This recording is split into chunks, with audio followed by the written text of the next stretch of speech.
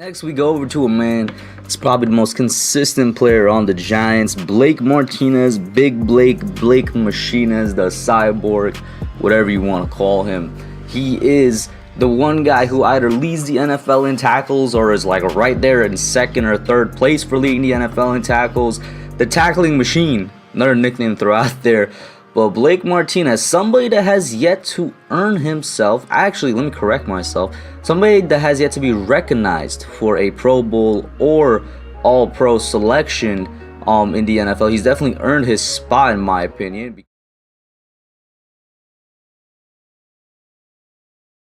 Jackson in Jackson's rookie year, and we'll see. Maybe Graham did want Jackson a little bit. Maybe Graham sees him as a better player than Yadam, or he sees him as having a higher ceiling or better potential than Yadam. We'll see what the deal turns out to be. And to be fair, I could see if that's the case. If Patrick Graham believes that Josh Jackson has a higher ceiling, more potential than Isaac Yadam, I can see where he's coming from. Josh Jackson had a great start to his NFL career. He started all 16 games in his rookie year, and he ended up with 10 passes defended. That's a pretty good rookie year for a corner, but then since then, it's kind of been downhill. He's kind of disappeared. But I will say, to show, just a little bit of thanks to you guys, I will be doing a giveaway. It's going to be a very simple one. Sometime next week on one of the shows, one of the live podcasts, I'm going to do kind of like a little trivia thing where you can have a chance to call in and answer a question. It will be one piece of merchandise. You're going to have a choice between, 3 new ones. So that would be the Big Cat merch, which you guys have already seen, the Young Joker merch, which you guys have also already seen, and then this poster I got from FanFest, which has like all the Giants on it.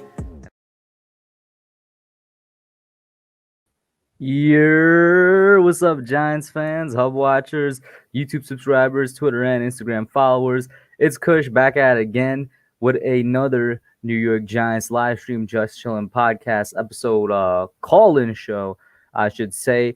So we just gonna get right into it. First and foremost, I'm gonna give everybody a shout out that's in the chat. We got Bobby Woodruff in here, Harrison Aaron, Zach, Lucas Aiken, David A.B., Big Play Slay, Football Talk with Benny, Cresley. What's up, Cresley? Marjorie Simmons. Cresley says he won't be able to make the call and watch live. I'll watch the whole thing when it's done. Hey man, listen, that's what's up. That's completely fine. Whatever time suits you, man. Max Webster in here as well. Yuvraj Singh. Awthentik is gonna be in here, I hope sometime soon, but he did say he'll pop in, so we'll talk a little bit of preseason and whatnot. But in the meantime, I'll just get the members on first. I already got a couple of them backstage. We're gonna go Mike, then Bobby, and then Joel. Mike, what's up, man? How you doing, bro? What's up, Pub? What's up, man? Just chilling, man. Now, I just want the season to be here. Because I fall into the same trap every year. I'm excited for preseason, but you really don't see any of the starters play. So now I'm just ready for the week 1 against Denver. Because, I mean, why it's interesting to see the lower tier of the roster. It was just brutal. Oh man, the second team offensive line was brutal, and what a deception tuning in. And of course, Clayton Thorson. 100% the worst quarterback I've seen in my life, man. Yeah. I probably could have gone out there and played better.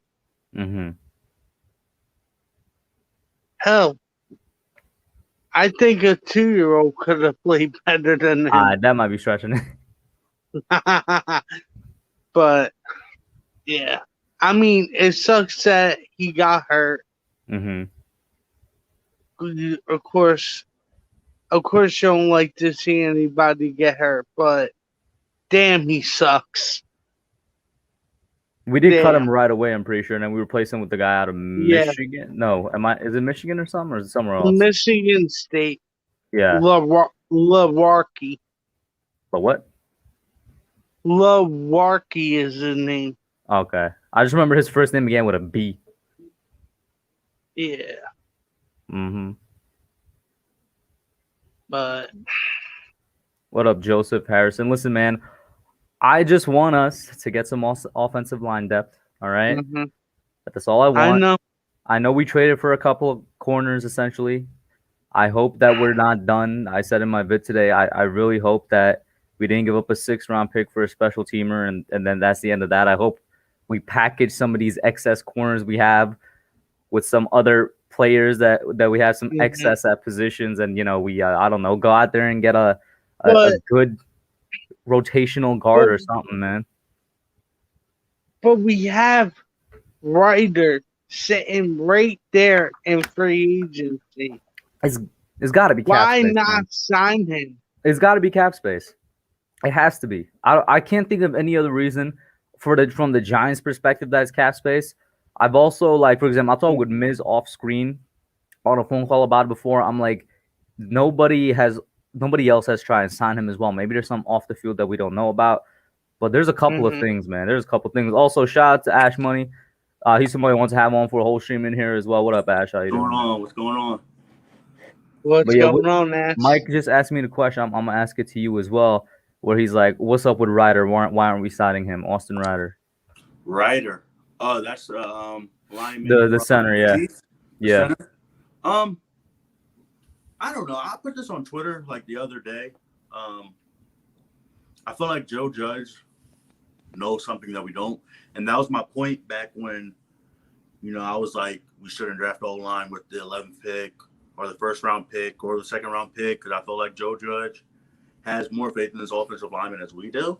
I know it's been like some stuff that we have to worry about or that's causable for us to worry about, but I just feel like he feels like we probably don't need Ryder, and if he does, I feel like he probably would have been signed by now.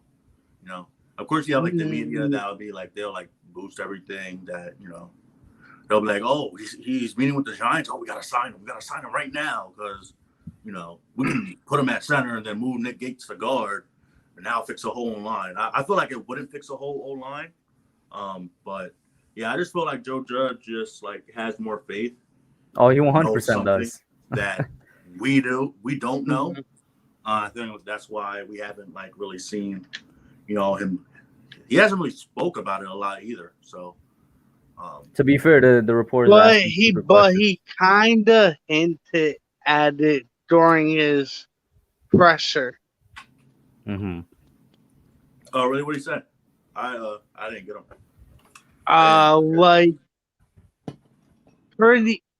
Pretty much, he said that he is gonna sign one without saying he's gonna sign one. Yeah. I don't know. But what I also find interesting is Dave Gettleman spoke today, and he said that he's not interested in trading draft picks for this year. So, assuming he's just gonna wait to see if any offensive lineman gets cut from other teams, and then we pick one up,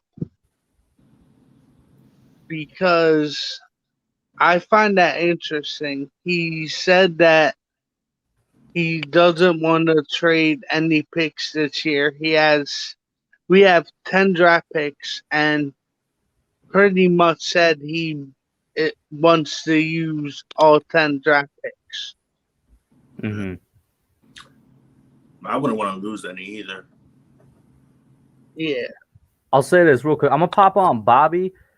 Joe, because we had something going last night on past channel, I'm gonna pop you in with the regular viewers if that's fine with you. Like, just give me a nod. I could see you. You know what I'm saying? If it's all cool with you, I got a nod. So I'm gonna pop on Bobby. We're gonna get the members panel out here first, and then we're gonna get the regular viewers in here.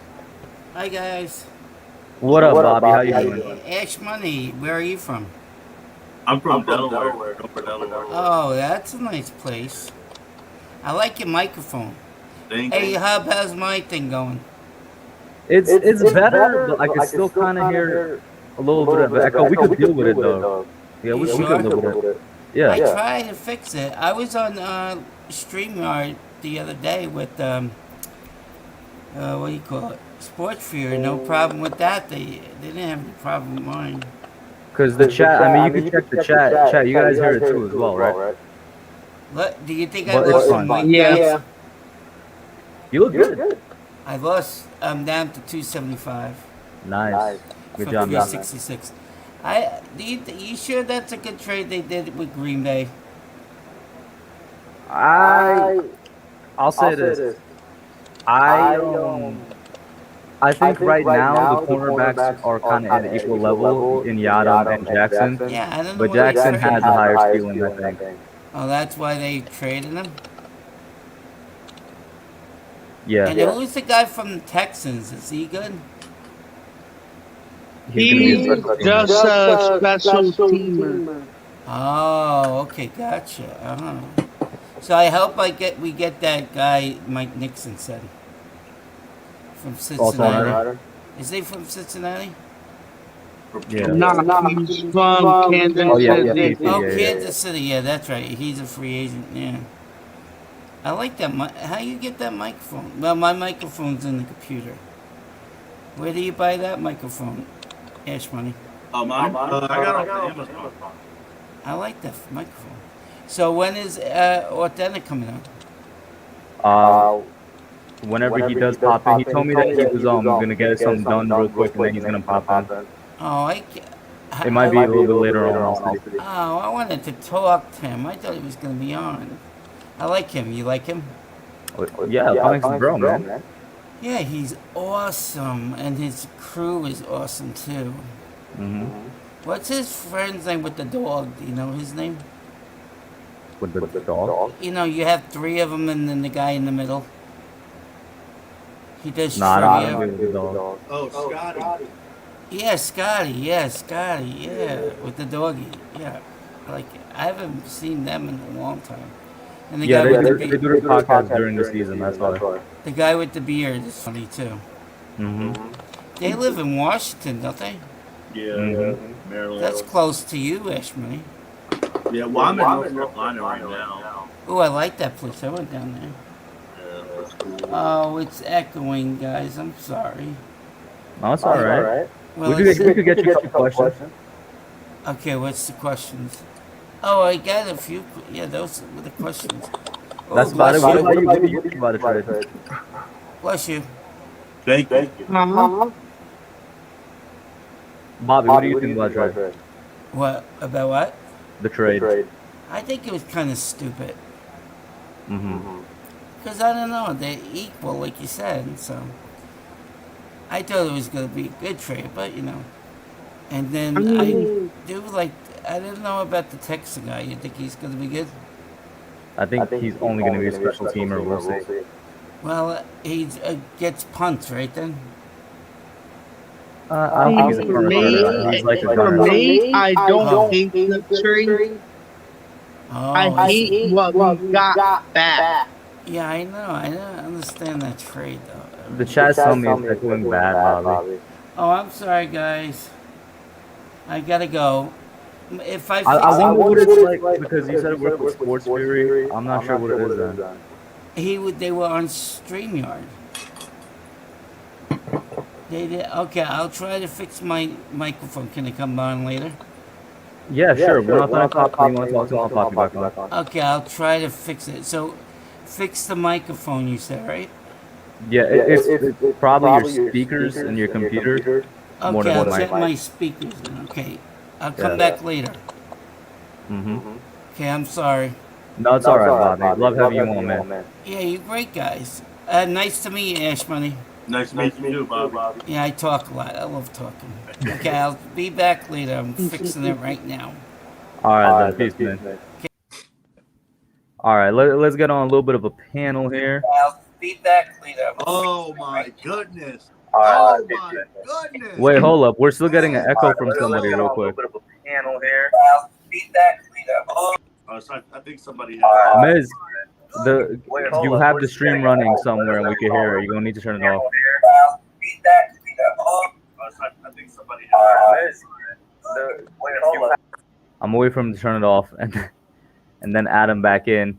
Just give me a nod when you turn it off and I'll add you back in, man. But Joe, what's up, bro? Yes, same stuff, different day. Hi, Ash, my friend. Miz, just give me a buddy. big thumbs up once you turn the stream off somewhere and I'll add you back in. Let's continue off of last night. All right. Here's some fire news. Hold on, Joe. Daniel Jones fails. Don't be surprised if my guy Jimmy's not your quarterback next year. Oh But my check God, it out. this is cap. For those of you that don't know where this is coming from, Joe thinks that Jimmy Garoppolo is apparently one of the best quarterbacks in the league, bro. I'm gonna ride. I'm gonna ride this. You really I think love it. Jimmy? Yeah. There's no way, bro. Listen, There's no way. Joe Judge and Jimmy Garoppolo are connected. He's gonna be a free agent next year. There ain't nobody in the draft that anybody really likes. Everyone says we can bring in a quarterback. Get yourself a Garoppolo Giants jersey next year, Ash. I don't want my nutties. Can I say something real quick before? What? Yeah. I just want to say, Joe and Miz, good to see y'all. I've missed y'all. Haven't talked to y'all in a really I love you long too, time. brother. Good to see y'all again. Yo, me and Adam continued today in a text chat. We were Really? going at it all day. Oh my God. Real quick, I just want to say everybody in the chat's loving y'all, bro. Max loving y'all. Lord Commander, him, Michael B, Calvin, Marjorie. Listen. I hope Adam does pop in, but they were going at it last night. I don't know if he knows, but I could send him a text real quick. Oh, for sure. Yeah, I want him to pop in and text him. Yeah. It's just crazy, man. Marjorie says Jimmy is certainly the best looking quarterback, but that don't mean he's the good quarterback, man. What Stephen A called him? I have a bold take. Mm-hmm. Give it by week 2. Trey Lance is gonna be the starter. Week 2 in San Fran. I don't know about that. I heard Jimmy's doing good things out there. Well, if Jimmy was doing good things, why'd they draft Trey? You know what? It's the 3rd year of his contract. All right, if Garoppolo was here, would we have not signed a? You know what? They're talking about us drafting a quarterback next year to back up for whoever. We're talking about getting a quarterback if Jones fails this year. Who's they, man? Not us. By the way, the special guest is here. Shout out to you, man. How you doing? What's good? What's good? Y'all hear me okay over there? Oh, let me close that. My fault. First, let me say. Fam? What it do, man? I had that other tab open just like my man Miz. What's up, Miz? Good to be on the panel with you, bro. What's going on, man? What's going on? Hey, I see y'all, man. I see y'all talking some good stuff already. Watch out for JT Daniels this year. The boy is gonna ball out for Georgia. Why are we talking about next year's quarterbacks, man? If Jimmy G's a Giant next year, I'm gonna come find you. I'm telling you right now. That's facts, bro. I overheard Joel talking about that, and yeah, man, Jimmy G. Nah, I think we got guaranteed 2 years with Daniel Jones coming up here, no matter what happens. They might draft somebody in the first round next year, but I still think we go into the 2022 season with Daniel Jones being the starter, no matter what. Yep, I agree. And once again, man, I'm not gonna go into it like last night, but this year for Daniel Jones hinders a lot on this offensive line, and you guys know it. Yeah, I'm glad you was hammering that yesterday because, like, I was definitely feeling that a lot of them didn't agree with your opinion on the offensive line. But when you look at the depth chart, man, there's, you got Nate Solder as depth right now, and that's really about it. And the two guard situation is very, very up in the air. But I don't know, man. I was saying this a couple times in the chat yesterday too. The Chargers were able to move the ball last year, and they had the worst ranked offensive line in the league. And still was able to put up points. And I think that's because of guys like Keenan Allen. When you got that number 1 wide receiver, everybody else is going to be a threat now. So I think a lot of this is banking on Galladay coming in here and really being a presence and health. I think health is another number 1 thing here because everybody banged up. We're banking on everybody just coming back, being healthy, even some of these edge rushers, man. And it's just got to all click. And if it doesn't, I mean, this could be another dismal season as well. Okay. I love the point you bring up about weapons because I'll say this. I think the starting offensive line can be average, which is honestly all we need. But is the depth afterwards. Like the offensive line that I'm worried about is not necessarily the starters. Yes, I want to see how those guards position work out, but I'm really just worried about the depth behind them in case one of those guards go down. Like you said, other than Nate Solder, I'm not confident in Kenny Wiggins. Jonathan Harrison been on the PUP list, so I can't even say anything for him if he's even going to make the team. And then we got like 3 or 4 undrafted guys that really haven't hit the field, and I don't have much confidence in. So it's the depth is what I'm worried about. But with the weapons, I'll say this: you won't see people stacking the box like last year because of the fact that we now have some more weapons, and we'll see how much that helps. Maybe it doesn't help at all, but I do think it's going to help somewhat. Listen, I get the O-line guys, but when are final cuts? When do we have to get down to 53-man rosters? I'm not even sure. I know in a couple of days they got to make some more cuts. Though. Right. All right, and then there's 2 weeks before the season starts, correct? It's after this weekend, Joe. It's after this weekend. Well, after this weekend, we go down to 80. Yep. And then the following week, I think we go down to 53. All right, 55. But there's still 2 weeks between the cuts and our first game. Okay, now, because of COVID again, all these teams are going to be allowed to have 16 guys on their practice squad. So let's say we only get down to 50 because we're short on O-linemen.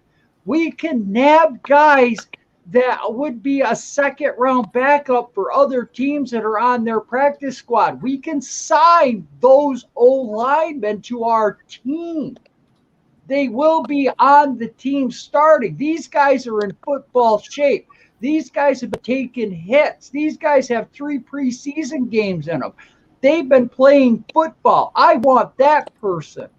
If I had to bank on Judge, I would say he's got some kind of plan here. As a fan just watching from my seat, it looks a little crazy because we got 2 seasons now where they know the offensive line is a big issue.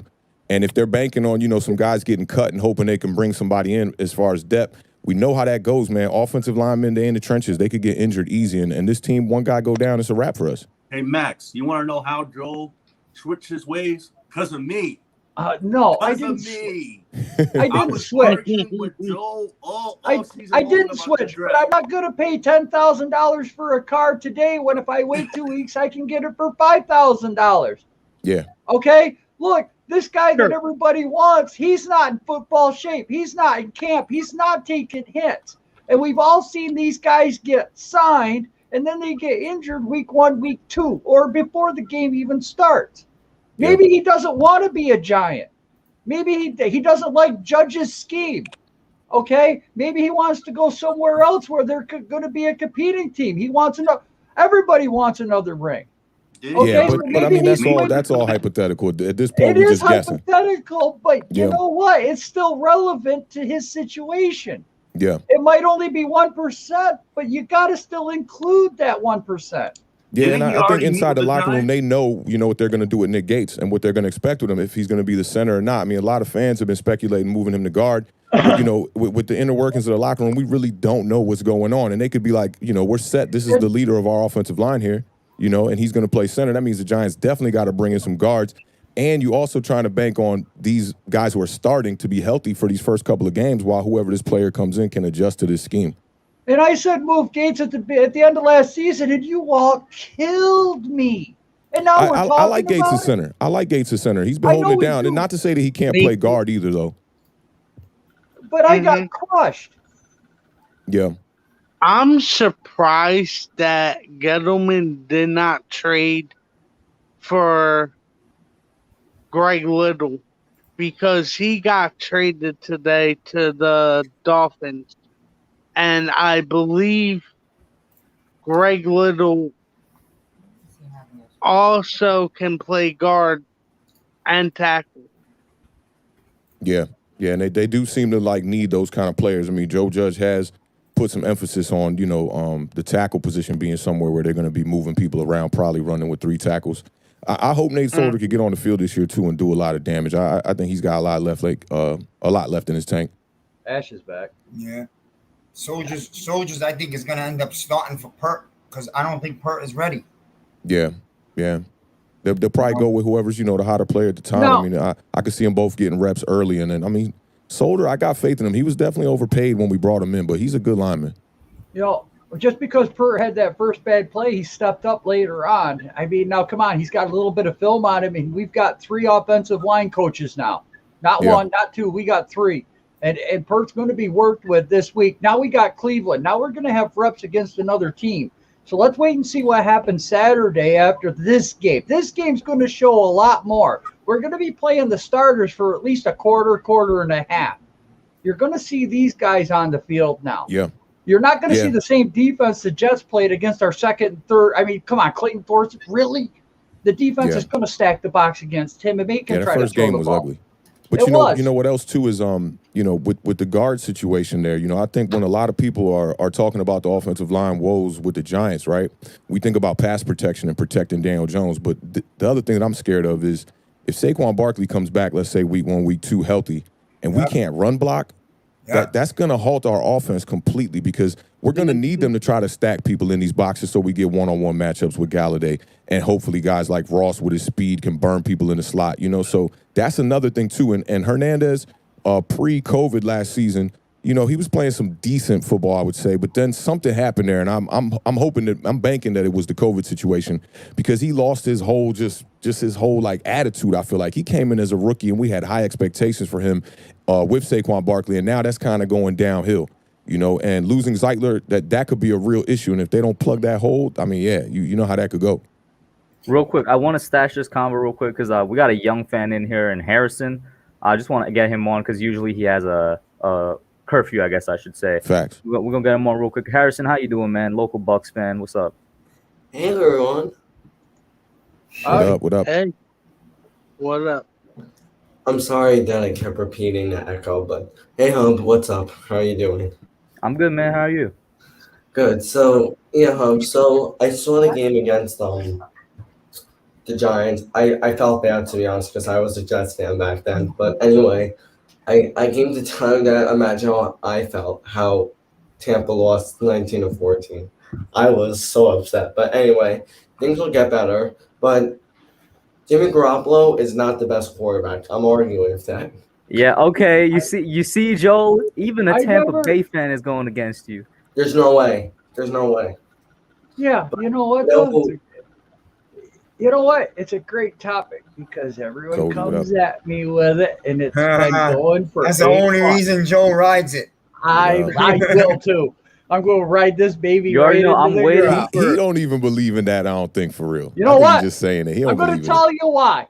I'll tell you why right now. What's your reasoning, bro? Because remember, last night apparently quarterback stat was win, bro. Wins were quarterback stat. What school did Deshaun Watson go to?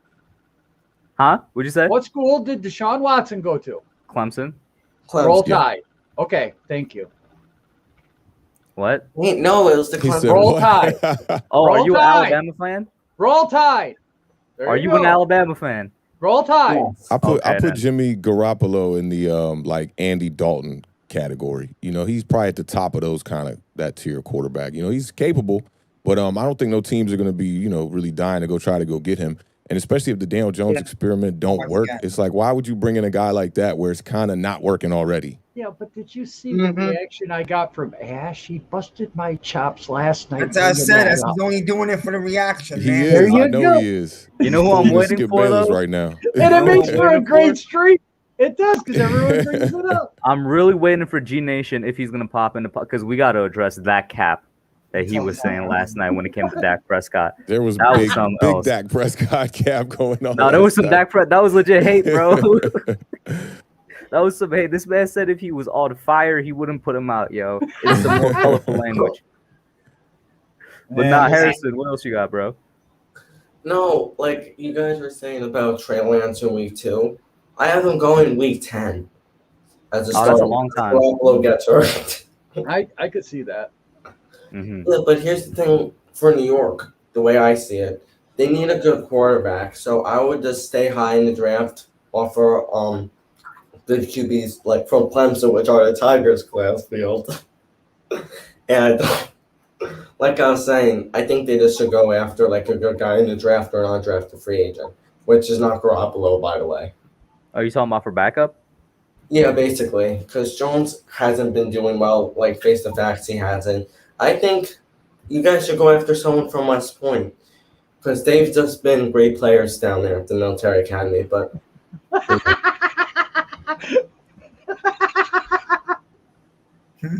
we gonna get to this. Harrison, I'm gonna respectfully disagree with that one. I'm not replacing Jones just yet. We'll see what it is at the end of the season. Yeah. I'm gonna bank with Awthentik here. I'm getting the feeling that we still might keep him even if he has a bad season. There's so many factors that go into his play this year. I don't think they're gonna lump it all on him, but we'll see though. And I mean, how bad could it get? I mean, I think last year is the worst season I've seen from a quarterback that in the history of the Giants. I've never seen it get that bad, to be honest. Mm-hmm. And honestly, like with my eyes, it didn't look horrible. It looked bad. But like to end the season with just 11 touchdowns, 9 interceptions, I never seen nothing like that from a dude who played in 12 games. So I got to blame a lot of that on the system of what's happening because we saw what he was able to do in his rookie season. And I think that the glaring difference between a guy like Daniel Jones and some of the people that are starting to see the maturation and starting to excel like the Josh Allens was the turnovers. That was a big issue. But if we look at it, we're looking at a guy who had one good season and one bad season and might have a turnover problem. I think if the Giants can correct that turnover problem and put the pieces around him. I always say this. There's no quarterback winning in the NFL without a number one wide receiver, and Daniel Jones didn't have that for that first 2 years. The only quarterback that, to me, that was even showing some signs of success was Deshaun Watson. But he had 2 solid 1B wide receivers, I would say, with Cooks and Fuller over there. But not a lot of quarterbacks are doing damage. Lamar Jackson was doing a little bit without really a true number one, but that's it. In the NFL, if you don't got a number one wide receiver or somebody who's on the cusp of becoming that, you're not going to be able to win games or your offense ain't going to be able to move the ball. And hopefully the Giants have that now because time is definitely running out with Daniel Jones.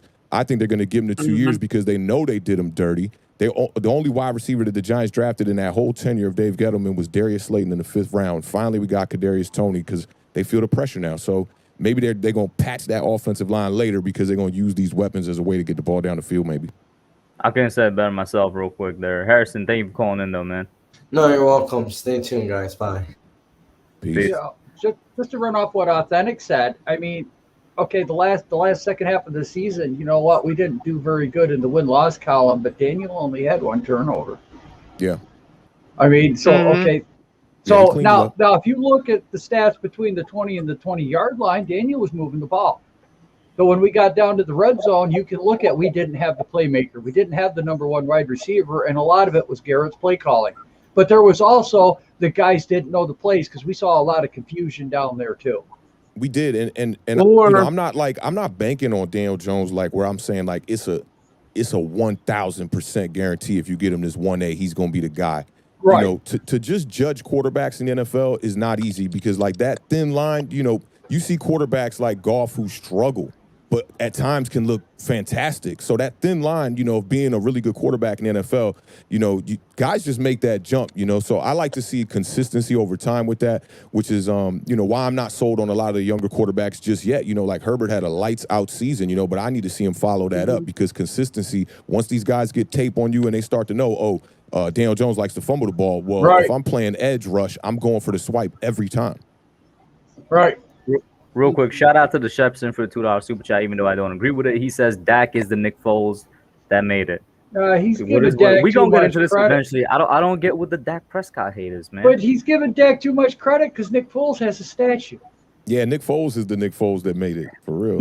Yeah, Nick Foles actually made it. No, that's a good point. He has the Super Bowl, he has the MVP, he has the shrine, the statue, everything, man. Yeah, Nick Foles, he's like the Matt Flynn that made it. Yeah, he won the Super Bowl. Yeah. And you know what? Another thing.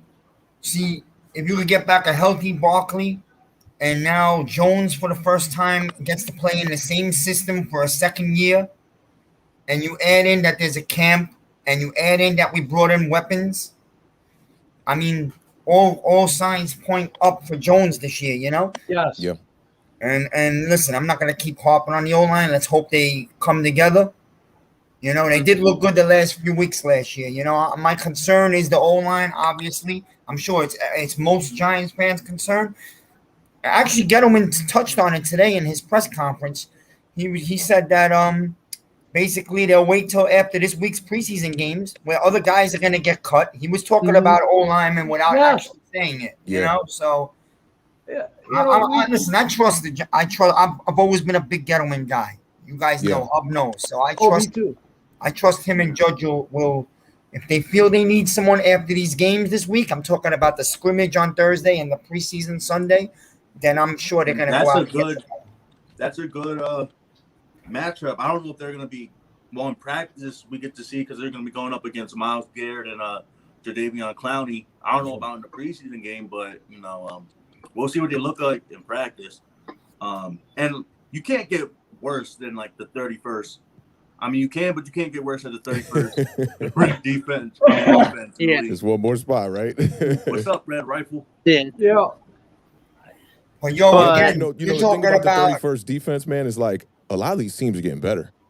Yeah. If you look at these moves Washington made at wide receiver, like, I'm a little bit more worried about that offense. Overall offense was the Fitzpatrick. Jets, right? Do you guys realistically think they're going to finish last again? I don't think so. I'm not going to lie. No. I really think last year we were the worst because Sam Darnold played like how many games last year? I feel like if he played like the same amount of games, we'd probably be the 32nd. Just by a little bit amount, The Giants found a way to run the ball, second half of the season. I think that kind of helped the offense. Something we kind of overlooked a little bit. But they were just as bad as the Jets. And I'm looking at this season, I'm more on the side of what Miz is saying. Like I'm more like glass half full here, right? I'm like everything looks like is right, and I trust the organization. I've trusted Dave Gettleman through this process of drafting all these linebackers and all these offensive linemen, and we still need linebackers and offensive linemen. But it's not going to surprise me if this team falls flat. Like I'm not going to be completely surprised. So it's a little up in the air. There's just so many things up in the air. We're like hoping Evan Ingram can come around, and if he doesn't, we got Kyle Rudolph who will hopefully, get a little bit of striker youth here. We hoping Kenny Galladay can be that guy. We're hoping that my man Ross can come in here and be a slot guy. We're hoping Kadarius Toney can be a guy, a weapon. None of these things are really for sure. And we're also hoping that Saquon Barkley can come back healthy, and then we're hoping that Daniel Jones makes the next step. It's a lot of hope. Exactly. Kadarius Toney is, Well, here's the thing, though, is that Daniel Jones never really had his all 5 starters out there on the field at really the same time. That goes back to Awthentik. We're hoping for completely different. Like we're hoping for help. Right. Okay. Well, the experts so-called said we were only going to win 2 games last year. We were in just about every game. All right. So I saw so much progress in a first-year coach, a second-year quarterback with a running back that was out the whole year, basically. We never had any weapons, and a first-year offensive line, if you really think about it. Yeah. So we got a full season under our belt. These guys have learned how to fight together. And this year, it's like they're all just backing each other, and they're helping each other. We had a fight the first day of training camp, and everybody in the media blew up about it. Yeah. Judge is in the locker room. He's high-fiving. Us as fans, we're high-fiving each other. I mean, there's a few of us that are like, what the hell's going on? But I'm like, we're bringing that attitude day one. I'm not worried. They're going to have to, man, because I think the preseason stuff it'll tell us a little bit about, where this line is going, if we can run the ball, things like that. But that week 1 against the Broncos, that's going to tell us the whole season, I think, right there. If they come out and they're not ready, like, we can't go through this again. I agree, real quick, let me just get this super chat here. Shout out to Damian Jackson for the $2 super chat. He says the Eagles giving the backup a statue is wild. Bro, from the moment they gave the shrine to him, before they gave him the statue, I think everybody knew something was going to happen with Carson Wentz. We're just going to leave it at that. Yeah. But go ahead there, guys. Yeah. You guys realize that preseason, you're not going to see any special plays. It's all going to be a vanilla offense, a vanilla defense. We're not giving anything away. So what can you really tell about preseason? You're not going to see traps. You're not going to see pulls. You're not going to see reverses, fakes, stunts, slant. You're going to see basic down. Diggy is a fool, yo. I'm sorry to cut through. Diggy sent me something. He's a huge LSU guy. He sent me this post, right? And it was like bulletproof vest wear Joe Burrow for protection. That's Diggy's burner account. Yes, bro. That's Diggy's burner account. Me and Diggy were having a conversation today. This man wants to trade everything for Jamar Chase, bro. Yeah, Diggy really wanted Jamar Chase. I wouldn't have been mad at that. I wouldn't either. Rick, you want a Pall Mall? I don't smoke Pall Mall, so I can get you a Camel, though. The reason we I got one didn't get question for you guys. One question that I spoke to. Actually, I brought it at Adam today. Again, we were in a private chat with my other friend, who's a Jets fan, and we know each other from before yesterday. So don't think that was the first time. Yeah. But here's the thing. I told him, you go into the season week 1, and we all know we believe that we should win that first game at home against Denver. Yeah, good feisty defense, low scoring game, but we need to come out of that game with a win. Okay? Yeah. You go into that game with all these weapons, everybody's healthy. Barkley plays and gets about 10 or 12 handoffs, whatever. We play a good game, and we lose that game because Von Miller and Chubb abuse our O-line, and Jones gets hit from the back and fumbles the game away. How you guys going to feel then? Then you're going to Washington on Thursday night and play arguably the best defense in football. All right? Tell me how you're going to feel right there when we didn't go pick up this one white fat guy that's sitting out there right now. Okay? Well, here's my answer. Here's Joe, my there's answer. no answer for that, Joe. There's no answer. Yeah, there is. You ready for it? You ready? It won't happen. You ready?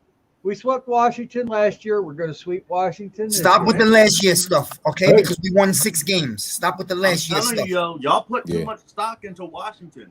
Yeah. Y'all are overrating Washington. Dude, Fitzpatrick's been in the league 16 I'm not years. telling you We've Washington never is seen a playoff game. Yeah. I'm not saying Washington's better than us, but Washington they do have got a lot real of question defense. marks too. You know, we don't know what the quarterback position is going to be. I honestly think if they went with Taylor Heineke, they got a better chance. Me I too. did too. Yeah. He I as a agree with defender, you. when my team's on But defense, he scares me more at quarterback. Even Taylor Heineke been in the league for a while. Yeah. He's been in the league for a while, so I'm not. Yeah, really but that I'm not saying that. I'm not saying that. Fitz won't carry them for 18 weeks. I agree with you. But we're Yeah, I going don't there. think so We're either. going there on a Thursday night, week 2. And do you think the Redskins don't know that they haven't beaten us in 2 or 3 years? Five straight games. 5 straight games. Miz, who do you Then want? guess what? Guess what? That coach will have that game circled. Miz, Shout out who do to you want Zion to for the $2 replace on super the chat real O-line? quick. He says, for the fam, all-star cast was good gang. Shout out, Zion. How you doing? Salute. Miz, Yeah, I'm worried about that too, man, because the Giants could easily be 0-2 real quick. And then 0-2, now you're just trying to get that win. And we've seen this happen the last couple of years. Yeah. You 0-2, 0-3, We 0-4. need to It's like, start off damn, 1-1 week 5, at the we trying to very get our least, first man. win, you know, and teams already got 2 wins up, 3 wins up on us, you know, and that's one shouldn't even we need to start off 2-0. I don't want to sound like that dude that it's like we need this, but I don't want us to start off 1-1. Oh, Bobby, Echo's still there, man. Yeah, Bobby Echo crucial. you're going to need some earbuds, brother. Yeah. Listen, all I'm saying is you don't even have to go 2-0, but win that first game because, Yeah, you're right. Once one game falls away from us, and then we go to a dangerous place on a Thursday night, 4 days later, now the ball starts to roll like it has the last few years, and you start to think, oh shit, we've seen this before. We're losers.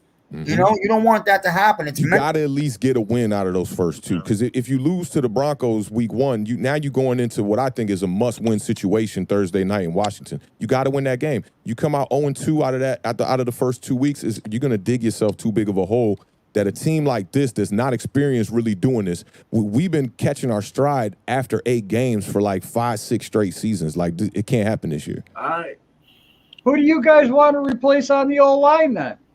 Nobody. I don't even think it's about replacing. I think it's more about just bringing in depth. You know, one guy go down, we got nobody. Look, I watched every game last year. I'm a fan of this, right? And a lot of these linemen right now, I don't know none of these dudes.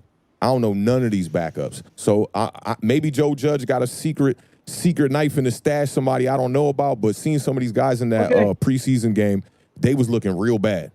Well, Buffalo let go of a couple of guys. New Orleans let go of a guy, okay? Well, what if they haven't been brought into Giant Stadium yet? I'm sure Judges knows about them because these coaches know about everybody on every team. They have guys under them that know about everybody on all the players. Yeah, so they got their eyes on some guys. And look, we are going to get linemen brought in. We are going. Yeah, they're gonna have to. We have to because we have to carry 9. So it's only a point of when. And after 9, the last right now you got 6. like I said, they've guaranteed. got 2 weeks to get caught up on the playbook and get depth. I personally don't want to bring a lineman in and then it's like have him get hurt and I paid him $1 million. Yeah. Yeah, or have somebody get hurt right now and then be forced to go to the free agent market immediately. You know, bringing in a guy who really don't know what we're doing yet. Like, you know, one of your points earlier was that this offensive line is starting to gel because they all came up together. You know, they're a young unit that has molded themselves together. You know, you bringing in some other guys. You saw what happened when they brought in Fleming. That was a disaster. Right. You know? Yeah. So, you know, that was a disaster from the signing. Yeah. Yeah, But it's been a couple like that. Listen, man, I'm stuck on this Ryder guy. I'm telling you right now, man. You go look at this guy's resume. He's an animal. I don't care what you say. He's not in football. Surprised that he didn't re-sign. Didn't he already meet with the Giants, though? Did he already? He met with the Giants. He met with Cincinnati and the Rams. I think what's going on is that it's a money thing. The longer they wait, maybe they get him at a couple of cheaper dollars. You know how it is. Sort of like what we did with Logan last year. Yeah. It could be a last week thing. And the two guys that retired were animals too. Now they get to sit on the damn couch and eat potato chips because they got their money. Yeah, those guys. Thank you, New York Giants. Thanks, gentlemen. Those guys didn't play almost every game for the last 3 years and go well into the playoffs and to 2 straight Super Bowls. This guy did, okay? And he allowed 0 One sacks. guy did that. Listen, man, he allowed 0 sacks in 3 years, 0 sacks in 3 years, and only 16 pressures. He's rated one of the best in football. Don't talk about this guy like Adam, like he's some chocolate chip on the sideline. Okay, but Miz, if he's that good, why isn't he somewhere else right now? I don't know. It's a money thing, Joe. It's a money thing. You know, it's always politics in the NFL with that. Business, you know, Joe. look at Logan Ryan. Logan Ryan wasn't picked up last year. You know, he wasn't signed. That happens all the time. Even a guy like I thought Devonta Freeman, who when he came in before he got hurt last year, he did his thing. He was doing his thing. Kept that running game alive, and then Wayne Gallman took over after. Listen, I'm not saying we're getting this guy. There's other guys out there, but we got to grab somebody. We have to. I know we will. I know they're going to. They got to. They got to. They can't go with this unit. And you know what? It's going to be a guy that you didn't even think about. It's going to be a total surprise, and you're going to go, wow, this guy's pretty good. Just like draft night. Yeah. Kadarius, who? I'm sitting here going, what's y'all thoughts on all the cornerback signings? Like, why do y'all think we're stacking up and overstacking at the cornerback position? Oh, I was saying in my video earlier today, I hope it means that we're going to package something to get an O-liner from another team. Yeah. I hope that's what it is. Because think about this. If we really spent, I know it's a 6th-round pick, but we've drafted well in the later rounds these past couple of years. With Rodarius in the 6th round, Cam Brown in the 6th round last year. So I really don't buy when people tell me, oh, it's a 6th-round pick. Don't worry about it. No, I value my 6th-round pick now. I don't believe in us giving up a 6th-round pick for a special teamer. That just doesn't make sense to me. So I feel like maybe there's something else coming. I could be wrong, but I hope I'm not. So the 6th round was for homie from Houston, right? Yeah, Keon Crossan, who's literally he's played like 60% of his snaps on special teams. And that's not, I heard today, that's not in next year's draft. That's in 23. It's in 2023, yeah. Oh, okay. Yeah, but that's Judge that's important to field position. That's a judge move. That's a judge move. That guy's a special teams specialist. They say he's really good on special. That's a judge move. Imagine if we had Parsons. Look at how good we were the first half of the season on special teams. Guys went down, and our special teamers went to starting on defense, and our special team suffered. And then we started going downhill, and then we started giving up yards, and then they were starting at the 35 instead of the 15, 20. Yeah, well, Dion Lewis was struggling last year, too. Yeah. He was struggling. So then you guys don't mind giving up the 6th-round pick, then, is what you're saying? No. I'm not too mad at it. Right. I mean, a lot of people saying that guy could be a weapon. It's like I haven't done enough research on No, because if you look at it this way, if we let Evan Ingram. Well, Joe, your mic cut out. Ingram, if he gets let go. Oh, sorry. If we let Ingram go, don't we get a 3rd next year if he gets a big contract? Oh, yeah. If Hernandez gets let go next year, don't we get a 3rd next year for him? Mm-hmm. If we let, so we're going to get some picks if these guys, if we don't re-sign them. Yeah. So what's a 6th-round pick next year? And what's up with Sam Beal? Is he going to get cut, you think? Or That's a great question, bro. I have no idea. You know, they interviewed him the other day. I was like, that's kind of interesting. Like, they interviewed him on Giants.com. Actually, Gettleman spoke about him today. And he said that he's having a good camp. He's a good kid. They like It's not bad like you think it is. It's not like what happened with Baker. This guy had a gun situation, but they say he had a real good reason for what happened. Like it wasn't his fault. Yeah, I don't question the like conduct of his character or nothing like that, because they brought him back. I mean, you know, the Giants have done crazier stuff, you know, with players before, but with the DeAndre Baker thing happening, it seems like they wouldn't do something crazy like that right away. Yeah. The thing is, though, I mean, with Sam Beal, he's never been on the field. Yeah, he's never been on the field. He's essentially still a rookie when it comes to NFL action. I mean, listen, I'm not going to hold my punches here. I don't want him on my team right now. Yeah. I mean, I think he's just taking a spot and probably cap of somebody else that could be here. Yeah, I mean, I saw him in the one game, in the Washington game that I went to, DJ's rookie year in Washington, and he didn't really do very good. Yeah. I think he got mossed by Terry when they came down the field. Who was the quarterback that year? I think it was Case Keenum. Not gonna lie. For Washington that one year. But yeah, he had like a pretty rough game against Washington, and he played like I think that, but I think that's it, for real. Mm-hmm. Shout out to TVN Sports in here. He said the trade between Josh Jackson and Yadam was good for both teams. Both didn't play good. Jackson gave up 7 catches for 91 yards versus the Texans. Yadam isn't consistent. Same production, different needs. That's why I was saying I think right now they're the same cornerback in terms of like play level as a corner, but Jackson does have a little bit higher of a ceiling based off of what he did his rookie year. I think it was Field Yates that tweeted that last year when he was with Denver, saying that those two teams should switch players. And Jackson, that's hilarious. Yeah, he was supposed to be a first-round pick, Josh. Yeah, Jackson. He was. Yeah, I was very high on him going into the draft. He went to Iowa. Like he was like one of the corners. They had a lot of corners from Iowa that year.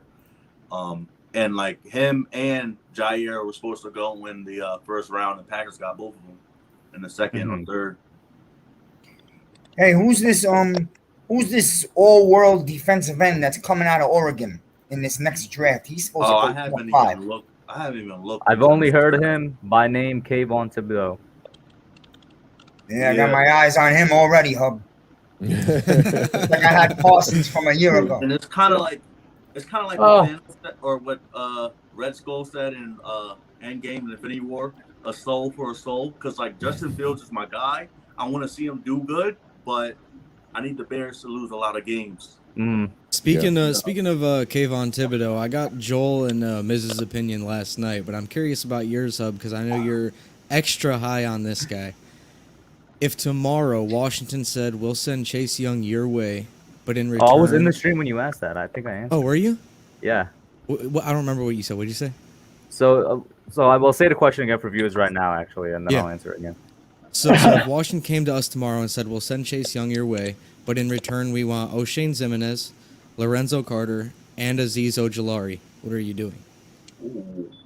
Okay, so we keep Andrew Thomas. I thought Andrew Thomas was including that for some reason. No. Yeah, we keep Andrew Thomas. We're literally giving up all of our edge players for Chase Young, pretty much. Listen, I am super high on Azeez. Everybody knows this. But Chase Young is I think he's definitely going to take a step forward this year. This man might be like the best edge rusher in football for like the next 5-6 years. I think I might do that deal, honestly. Like I'm giving up Zoe and O'Shane, who I think we know what they are. The only person we don't know who exactly what they are is Azeez, and I like him. You already know I like him that much. I think he can be that number 1 edge for the Giants. But if we're trading a rookie Azeez for essentially, I know it's only his second year, but he's about to be an established Chase Young. I mean, I might do it, man. You know, I saw a tweet from a Washington fan. I thought Giants fans, some of them are just as bad. They're each their own, but wow. This guy literally said, trade Chase Young, fire Ron Rivera. He was that. For what? What was his reason? That's wild. Chase Young made a sack and he's up celebrating and he didn't go after the ball. And I don't know. It was something to do with that. And I'm going, wow. I didn't see the game, so I got no idea what the play was about. Mm-hmm. But what do you do at outside linebacker if you make the trade, though? I've been watching the Redskins since 1980. I'm tired of this. Okay, we're all in the same boat. Hey, Hub. So let me ask you, like, what do you do at outside linebacker with the Giants if you give away all that for just one edge rusher? You talking about opposite Chase? Because I think Chase could play stand up. Okay. But To if be you're talking honest- about opposite of Chase, it's going to be a struggle, 100%, right? Yeah. But like, it's Odenigbo literally is it, gambling a struggle for a proven guy. Like, I think a combination of Chase and Leonard is going to be a great pass rush. Crazy. It's going to be a That'd be crazy pass rush because I do think Chase is athletic enough to play outside linebacker. But yeah, that outside linebacker spot is going to be weak for sure. Yeah.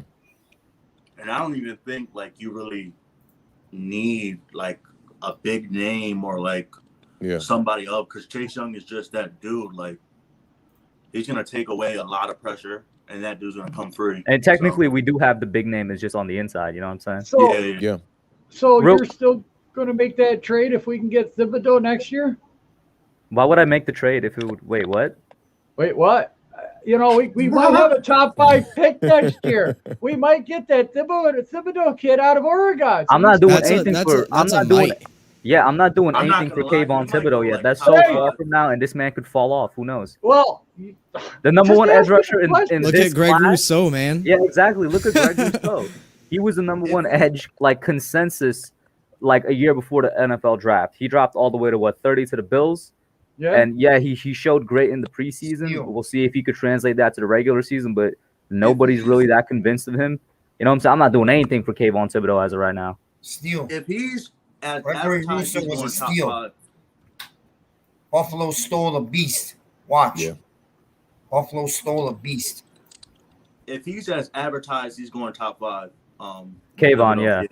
Yeah, because if you look at recent history, like if you're a legit dominant edge, you're going top 5. Myles Garrett, Chase Young, Bradley Chubb, all of them go top 5. You can't find, that's a once in a couple years type of dude, Real quick, I'm gonna pop out Joel and Miz for a second so I could get on Zion and G Nation. I'm gonna pop you guys back on later because I also wanted to get Lou on since he was speaking cap. Did I pop out Authentic? Oh no, Authentic's right next to me. Since he was speaking cap. Listen, no, I can't be the only person. We're gonna hop right into that. I'm sorry we're switching topics. Yeah. But this got me feeling some type of way last night, all right? And don't accuse me of being a Dak Prescott fan. I'm not a Dak Prescott fan, Lou. Oh, yes. I just recognizes that he's a good quarterback, bro. I recognizes that he plays for the Cowgirls, so I hate him. Period. Yeah.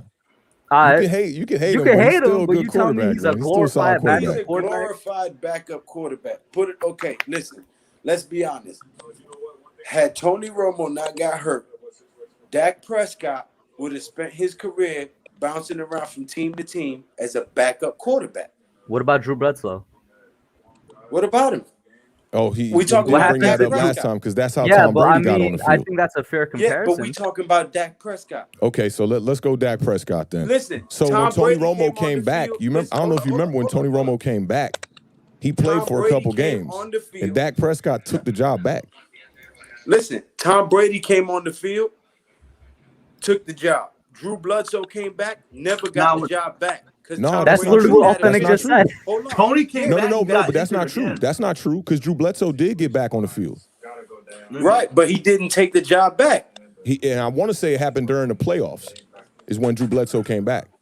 And they had to pull his ass out and put Tom Brady in because Tom Brady was more efficient. Can't remember, to be honest, but he did get back in the game. And then Tom Brady took the job just like Dak Prescott because with Tony Romo, the same thing happened. Then his back got folded up the next season. It was like, it's a wrap for you, Facts. bro. I'm not debating that.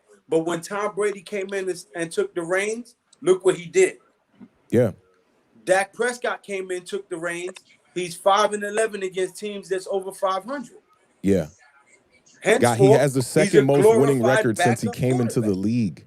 I will say I think that Hold just on. because someone was once a backup quarterback doesn't mean they're not a good quarterback. No. Isn't a good argument. No, like, look at Pat because Mahomes. you- He to sat on make a it bench to for a the couple years. NFL, Aaron you have to Rodgers, be a you know what I As a mean? youngin', for sure. Hold on, Authentic. I mean, to make it to the NFL, you have to be a good quarterback. Whether you're first string, second string, to make it to the NFL, you have to be better than everybody else you beat out to make it there. For sure. So I agree with you 100%.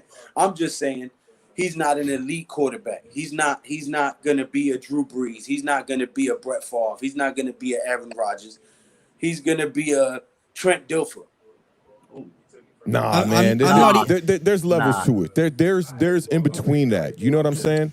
Like, you can be a solid quarterback. I mean, we, as Giants fans, we know what that's about. Eli Manning was just a solid quarterback that won 2 Super Bowls. Awthentik, I need to talk to you about something. Yeah. So on Diggy's stream, I seen in the comment section, you said Dak Prescott. You think Dak Prescott is better than Josh Allen right now? Yeah, right now, and I'll tell you why. Because he's more decorated. His play, his level of play has been for a longer time. And I brought this up a little earlier about Daniel Jones. When you look at Daniel Jones, I kind of said that the difference between him and Josh Allen was the turnovers. Josh Allen's first year was not good. It was not a good season, right? Right. Arguably, it's not as bad as the Daniel Jones season, but Daniel Jones' rookie season, he lit it up. So we're looking at a guy who had one good year but had a lot of turnovers. That's why I say that is the difference. And then had a horrible year. So for Josh Allen, the reason why I just put Dak Prescott in a ranking above him is because Dak Prescott been doing this for some years now. We're talking like 8 years in the league. I don't know how many years he's been a starter, but he's been doing this for a while. While Jason Garrett was over there, they only had one losing season. Said Jimmy G better than Dak Prescott. See, my only problem with Dak is like, all right, so the only player that I truly respect on the Cowboys right now at this moment is CeeDee Lamb. 100. Because I think CeeDee Lamb is a baller. Yeah. When I look at Dak Prescott, the one thing that I have a biggest problem is Dallas, bro. You guys had the best line forever. You guys had receivers forever, including Des Bryant. So it's like if you was to take Dak and you was to put him on Houston, do you think Dak would put up the same numbers as Watson? Nah. No, but they're very different style of quarterbacks too, because Dak Prescott is like a system quarterback. You need to have a good running back with Dak Prescott. He goes hand in hand with the running back. If you look at the offensive line, it was like handmade for like any quarterback could succeed in that. That's taking it too far mentioning AJ. But like, you know what I'm saying? Zion, any team though is gonna build around their quarterback strengths if they're smart. Right. True, but if you look at the Zion, if you say that about Zion, all 32 teams in the league. I got one real life example for you. If you could say any team could succeed behind that line, what about Andy Dalton, bro? Yeah, and even he kind of got it together. Andy Dalton took the Bengals to the playoffs multiple years. Oh, but Andy don't Dalton forget, is a he's smart talking about with quarterback. Dallas. You know, and if you like, my only problem with Dallas quarterbacks is I hated Tony Romo's spin, but like the line was always tailor made for them. So like, and it's Americans team, so they get all the highlights and stuff like that. And if I'm not saying Dak is a bad quarterback. All I'm saying Jerry is Jones spend that the bread. line matters a lot. But notice you know this though. Notice that we're not talking about one glaring point. No one has said anything about their defense. Yeah. Nobody. The problem is not what's happening on offense. Zeke Elliott's been a top back the whole time he's been in the NFL pretty much, except this last season where they had all those offensive linemen go down and then Zeke and Dak goes down and Zeke kind of don't know what to do. That's why I'm saying they go hand in hand. Like a lot of Giants fans are entering this season thinking Ezekiel Elliott's about to be some bum coming into 2021. That's not going to happen. He's going to get his quarterback back. They're going to work hand in hand. You know, so I don't think Dak Prescott is an elite quarterback. You know, I wouldn't give him that title. I wouldn't say he's elite. But he is in that caliber of quarterbacks that are right outside of that, you know, that are still really good quarterbacks. Yeah, he's not a glorified backup. You know, Herb is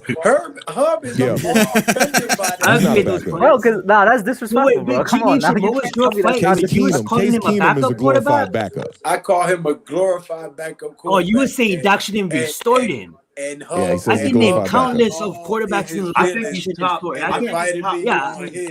I put Dak at 15. I put Dak somewhere above league average starting quarterback. Right now. All I was saying with that somewhere just above league helped average. them a lot. You know what I'm saying? I'm a stick. I'm trying to think of quarterbacks out here. So Ryan Tannehill, I put him probably somewhere between 11. And I'm glad that he stinks. No, I would say no. You would say no. Ryan Tannehill will be up there at the top of the league. His last season was really good, but he's got some big weapons too. They're Super Bowl. I mean, don't get me wrong. The guy is talented and he can play. Now, if he was on another team, I would say, you know, he's a decent quarterback. But because he got that star on his helmet, he's a glorified back. So but Awthentik, you kind of hating a little bit. I would argue that Ryan Tannehill is similar to your. Pride, man. I would argue that Ryan Tannehill is very similar to your Josh Allen argument. He's only been good since getting to Tennessee. Fact. He hasn't had sustained success. And so to put him somewhere at the top of that list, right? But I'm saying to put him somewhere at the top of that list right now isn't fair if you're not Oh willing to do no, the same with Josh don't Allen. misquote me. I'm not saying Ryan Okay. Tannehill's a top tier quarterback at all right now. I'm saying he's those guys that are like good. They're just good. I know I know it's a different position. So, but it's kind of like my defense against putting Mike Evans as my number 3 wide receiver in the league, because everybody wants this Diggs. Everybody wants like Diggs had to break up. Yeah, but Diggs caught 125 balls. You give Mike Evans 125 balls, he's breaking 1,900 yards. You know what I'm saying? So it's kind of like the same debate in my mind. It's almost the exact same argument, because when you look at Mike Evans, he broke the record 7 straight years, 1,000 yards, right? But a lot of people don't put him top 5.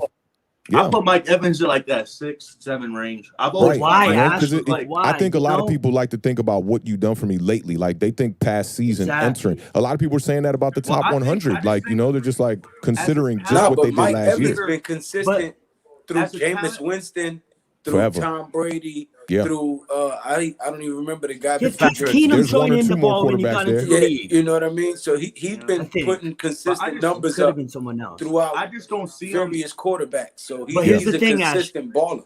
Here's the thing, Ash. You know that catch that made Adams pop? Adams been like 4 years in the league, never broke 1,000 yards. Nothing to disrespect Adams. Adams is a baller. I'm not trying to disrespect Adams. But you know that catch that made Adams lit? Like, Adams is not. Adams is.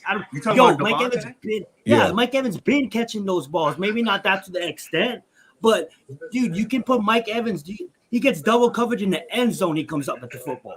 This is true. We'll have Diggs get covered in the end zone. With Devontae, there was a lot of talent in that wide receiver room when he got there, because I think they had Don Driver and Greg Jennings, and Randall Cobb as well. You know, so he didn't see the field for it. It's what you have done for me lately. You know what I'm saying? Facts. I agree with you. And also, like, I'm not even trying to hate on Mike Evans or not, but like, do you see Mike Evans get shut down by some top corners, and you see Devontae Adams and some of these like embarrass some of these corners? Like, I think Mike Evans is like the 6th or 7th best receiver in football. It's just he's good. Like, don't get me wrong. Mike Evans comes on the Giants, he's a number 1 receiver. Mike Evans goes on most teams, he's a number 1 receiver. I just don't see him as like the type of talent receiver as like a Devontae, like a type of route runner, type of playmaker as Devontae, Stephon Diggs. You know, I've always thought get him, Stephon Diggs was that dog. Get him, Hub. Get him like you got me for saying Dak Prescott. Get him, Hub. See, for me, Ash, I agree with what he's saying. For me, Ash, it'll be Hopkins, Adams, Hill, Evans, then Diggs. That's my top 5 right now going into the season. Mike Evans, then Diggs. I don't know, man. Diggs went over there. I was about to say, you can put Mike Evans. Sorry, I let you go. No, I was just gonna say, I think you might need to put a little bit more respect on Diggs. I know it was 1 year, but like in that 1 year, 1,500 receiving yards, led the NFL in receiving yards, and it wasn't close, man. Still, Mike Evans got 1,500 on 86 catches. My top 2015. Still, Mike Evans in a crowded room. Still, you can put Kadarius Toney. Still, you can put Mike Evans on any team in the league and he'll perform. We've seen Diggs on the Vikings. Also, he performed. He did perform. I want to talk about. He did. I want to talk about receivers that need more respect. AJ Brown needs that respect. Yeah. That's true. He gonna get it. He gonna get it. Pro Football Focus ranked him as the number 2 receiver coming into the league. I need John Ross to stay like an healthy. old school wide receiver too. I was gonna say Mike Evans is one of the last, of that old school build, that Des Bryant kind of body build. You know what I'm saying? Where a lot of these other guys is more like slot guys on the outside. You know, they fast and they a little shorter and whatnot. There's been a lot of little receivers lately. Yeah. And you know what else it is too? Like, I think me and Hub talked about it too. It's a small market team. You know, if Mike Evans was a New York Giant and he did that 7,000 yards in 7 straight years as a New York Giant, he's one of the best players in the league. You know, they would say he wasn't great though, because I heard him yesterday. They was trying to say Odell Beckham. Oh, you want to get into that? I get into that. They tried to say my man wasn't great. Yesterday, I was a fan of Beckham. I'll tell you that. Apparently, Odell, in his first 3, we're talking specifically first 3 years, he was great in those 3 years. Oh, fact. You guys agree with that? All right, then bet. I think the catch kind of put him over the top. Like, it highlighted. It made him to the limelight. It was phenomenal. It was ridiculous. I wish we had more talent and just like better coaching back then. We could have won some games. That defense wasn't that good. Carried that offense, really carried that. Without the defense, carried that team to the playoffs that year. Just slant routes. We ain't have no offensive line neither. Eli was look at so many games. But now I heard some of y'all were saying that Eli made Odell Beckham. Is that what y'all were saying? I said Eli. Listen, without Eli Manning, he would not have progressed as fast as he did. Because Eli, after 14 years, it was his 14th season at the time. Yeah. He knew where to put the ball to keep his receiver from getting hurt, where to lead the receiver, where to throw the ball where only Odell could catch it or nobody. So without that tutelage at the quarterback position, he would not have blown up to success as fast as he did. Now, granted, he still would have because the boy is phenomenal. But Eli Manning helped him to I can become agree the with you that he success definitely helped was. him. And he hasn't You been saw the same without and Eli. Saquon Barkley. You know, Eli with Saquon Barkley. Remember the checkdowns? That was the year Saquon caught like 90 plus. You know, and now you get Daniel Jones in there. I think with Daniel Jones, it made the offensive line regress, and it kind of made the running backs regress because it's like now your leaders at the line not putting everybody in the best position for them to succeed. You know, so hopefully he gets better with that this year. Even when he wasn't he wasn't a factor. Like Saquon's rookie year, that's how Saquon got so many like bursts, so many long runs because the defense was pushed back because of Odell. But see, it goes hand in hand too. Authentic, like you said, with the running back with Ezekiel Elliott and Dak Prescott, like you said with them. With Saquon back, he could also read the defense and tell Daniel Jones what he might miss. You know what I'm saying? So with Saquon back, he might not be the best picking up blitzes, but at least he could read the defense and tell Daniel Jones something that he might miss so that he can audible or you know what I'm saying? They can change it at the line and possibly. Could have been the next like Pittsburgh Steelers, but better with the trio. I know. I was hyped to see the trio play more, but it's good we got Galladay now because now we can kind of see what that could be about. Like, you know, I think the trio is very important for an offense. That's why the Packers offense always succeeds. They always got a decent running back, and they always got a good wide receiver number one. So this that year, kind of brings up a question, though. Just you mentioned bringing Galladay in and how you're kind of excited for that, just like pretty much every Giants fan is, I'm sure. But if we're talking about Odell and you were excited to see that trio, at this point, who would you rather have as your number one wide receiver? Would you rather have this Odell with Daniel Jones and Saquon Barkley, or would you rather have Galladay in here? It would really be a coin toss for me because both guys coming off an injury. Both guys need to kind of bounce back in their career and get back to their normal selves. Yeah. I think Odell Beckham still got a lot left in the tank. Obviously, probably not as fast as he was at one point, but you know, you can't overlook that he went from 2018 to 2019 to the Browns, pretty much put up the identical numbers. I think it was 1 or 2 less touchdowns with the Browns, and he did that in 12 games. Same stats that he put up in 2018 with the Giants in 16 games, I believe. You know, so Odell's still Odell. The league caught on, that's for damn sure. So they know you can't let that dude just play his position and not keep your eyes on him. So he's got a lot of eyes on him. And I also think that, you know, it was the beginning of that Browns offense starting to succeed. The Browns offense almost needed Odell Beckham to get hurt so that they could really get back to their identity, which is 2 of the best running backs in the NFL. Well, see, that was part of the problem with Odell. They was trying to force feed him the ball when he was here. He was the only offense. You know what I mean? So it was like it kind of got to his head too, where he kind of became a diva. He was definitely being a diva. And behavior-wise, I got to put some of it on the organization because you can't forget we're dealing with kids here, man. Like, I know what it's like when I was in my early 20s. I was a knucklehead. So we got to have some people that's going to be able to, you know, mold these players a certain way, which, starting with Joe Judge, you know, he might have been the right kind of coach for a guy like Odell Beckham. But there was also games where Odell was being neglected too, man. I remember games where he'd be crying not getting the ball. And it's like, why didn't I just heave it to him? We're down 21 points. Throw the man the ball. You know what I mean? But that team wasn't ready to win. I think this team's ready to win. It's just all about, like, if Kadarius Toney could come in here. Of one of these guys, I think Kadarius Toney, John Ross, one of them got to step up. And if it's not them, then it's got to be Darius Slayton or maybe even this Sills kid. One of them got to step up. One thing for sure, we know what we're going to get out of Sterling Shepard year in, year out. I'll ask this. I know we've been kind of positive the past like 15, 20 minutes with the Giants here. I'm sorry, I'm going to be a bit negative here because we do have a couple injuries right now. What if we're entering week 1 and our wide receivers, because Galladay is still out, because Toney is still out, what if the starting trio is a trio looking like Slayton, Shepard, and Sills? And say we're still missing a guy in Shane Lemieux. He's still out. What are you seeing for that offense week 1? That's not looking good. I don't think Sills is in that trio, even if Galladay is not playing. So who would you play Sills with? Pettis would probably be up there. Pettis? Pettis, choose John Ross, whoever you even want to be that Kadarius third. Toney. choose whoever you want to be that third. I basically got everybody that's currently on the PUP that had similar timelines of 2 to 3 weeks. I'm saying it's taking a little longer, basically. Like, what's happening then? And what's going on with Kadarius Toney, man? I mean, like, he's like not practicing that much. It came out today or yesterday. Apparently, the thing I hate the most is that they're not giving us information, so it's leaving us to speculate.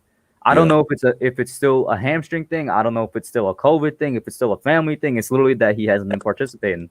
Right. No, they said they asked Joe Judge. They asked Joe Judge at the press conference this morning about that, and he specifically said that the COVID affects people differently, and he still was dealing with some lingering effects. Okay then. Yeah, that's tough for a rookie season. And I know a lot of people been comparing that to Odell Beckham, who when he missed the 4 games, but I'm not banking on that repeating itself. And then Kyle Rudolph as well. You know, they saying he's showing up to practice looking like a coach. I saw Jordan Renan on Bobby's channel, and he was saying, pretty much every practice he's up there in khakis. You know, so it's like these guys not getting no time.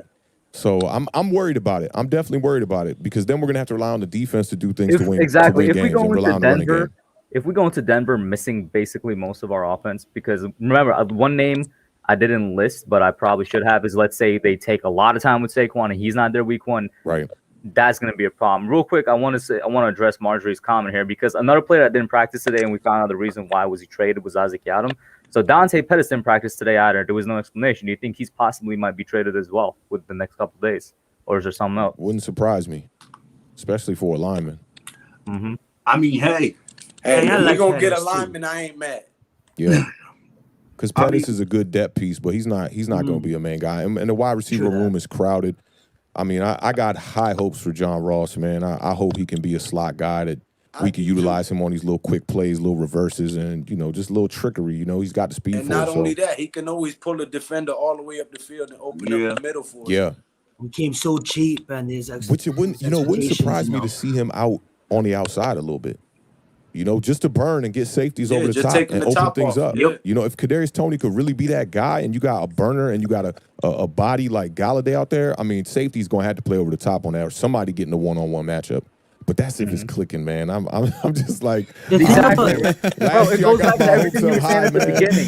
We got so much hope. 9-7 last year at the beginning of the year, like 10-6. I was so hype. I'm just like, you know, just being optimistic, man. And we're hoping we were talking right now. we We're do that this year, Authentic. We're going to do that this year. We were I'm talking hoping so, about beating man. the Chiefs at the beginning of the after the draft. Yeah, man. I remember looking at the schedule like, Ravens, Browns, nah. Like, yo, teams was taking care of us, bro. That Ravens game, man, Lamar, I don't ever want to see Lamar Jackson again. He is a nightmare. He had our defense looking crazy. Real quick, like I was saying to everybody else, I'm gonna rotate. So Ash and Max don't leave. I'm just gonna rotate back Mike and Bobby, because Bobby's back in. So Bobby, hopefully your mic is working all good right now. So let me do that real quick. Mike, welcome back. Bobby, how's your mic? How is it better? Bobby's still echoing. There's still a gigantic. I just want to say a little bit, Nick. What's up, Bobby? How you living, man? When your friends come back with the dog? We come back Tuesday the 7th. We're going to start our show. All right. And Zion, it's nice to meet you. Hey, what's up, Robin? Nice to meet you as well. Where are you from? I'm originally from Oahu, Hawaii, but living in Cali right now. Oh, California. And you, Nation? From the Bronx. I was born in the Bronx, man. All right, let's go, Bronx. Yeah, the Yankees won tonight, 2 in a row. Yeah. Against those smelly Red Sox, but they're beating their ass. I don't know I gotta see what's going on. I'm sorry, guys. I mean, obviously, Authentic is way more experienced with audio than me. I think just put in headphones or turn the volume down on your computer. Would you say the volume down? Either turn the volume down on your computer or put in headphones. That'll cancel out. Wait a minute, let me see. The headphones will definitely fix you. Is that better? Might be. Yeah, a little bit. It's a lot better. It's a little better. Yeah, it's a little. I hear it now, yeah. You hear it now? How's that? No. Yeah, it's still there. It's still there. Okay, I'm going to get headphones like you guys said then next time. Do it, man. Amazon, bro. Easy. Yeah, I could get the headphones. And then I'll plug it in the back. And then that'd be all set. No sound, right? Yeah, it's 100% gonna fix it. Try to get a pair of headphones that got like a little mic on them. You know, like how they got the little mic on the side. Oh, like he does. Yeah, try to get one of those. Okay, definitely. I will do that. I see that one too. Okay, guys, I screwed up, but it's nice to meet you. See you, Awthentik. All right, You Bobby, too. good checking in, bro. How's See your you down cat the scene, doing, the man. big boy? How's the The big boys are doing good. I got another one in here, actually, man. You got 3 cats I now? got 3 now. 3 rescues, bro. Yeah. I got a new one. Seahawk died. Did you hear that? Oh, man. R.I.P. Seahawk. Good cat. Good Yeah, cat. 15 years old. I got a new one, Nala. Oh, that's Okay, what's up, what? man. I'm Okay, on street before I sometime. go, what show is that? What movie was that from? Lion King.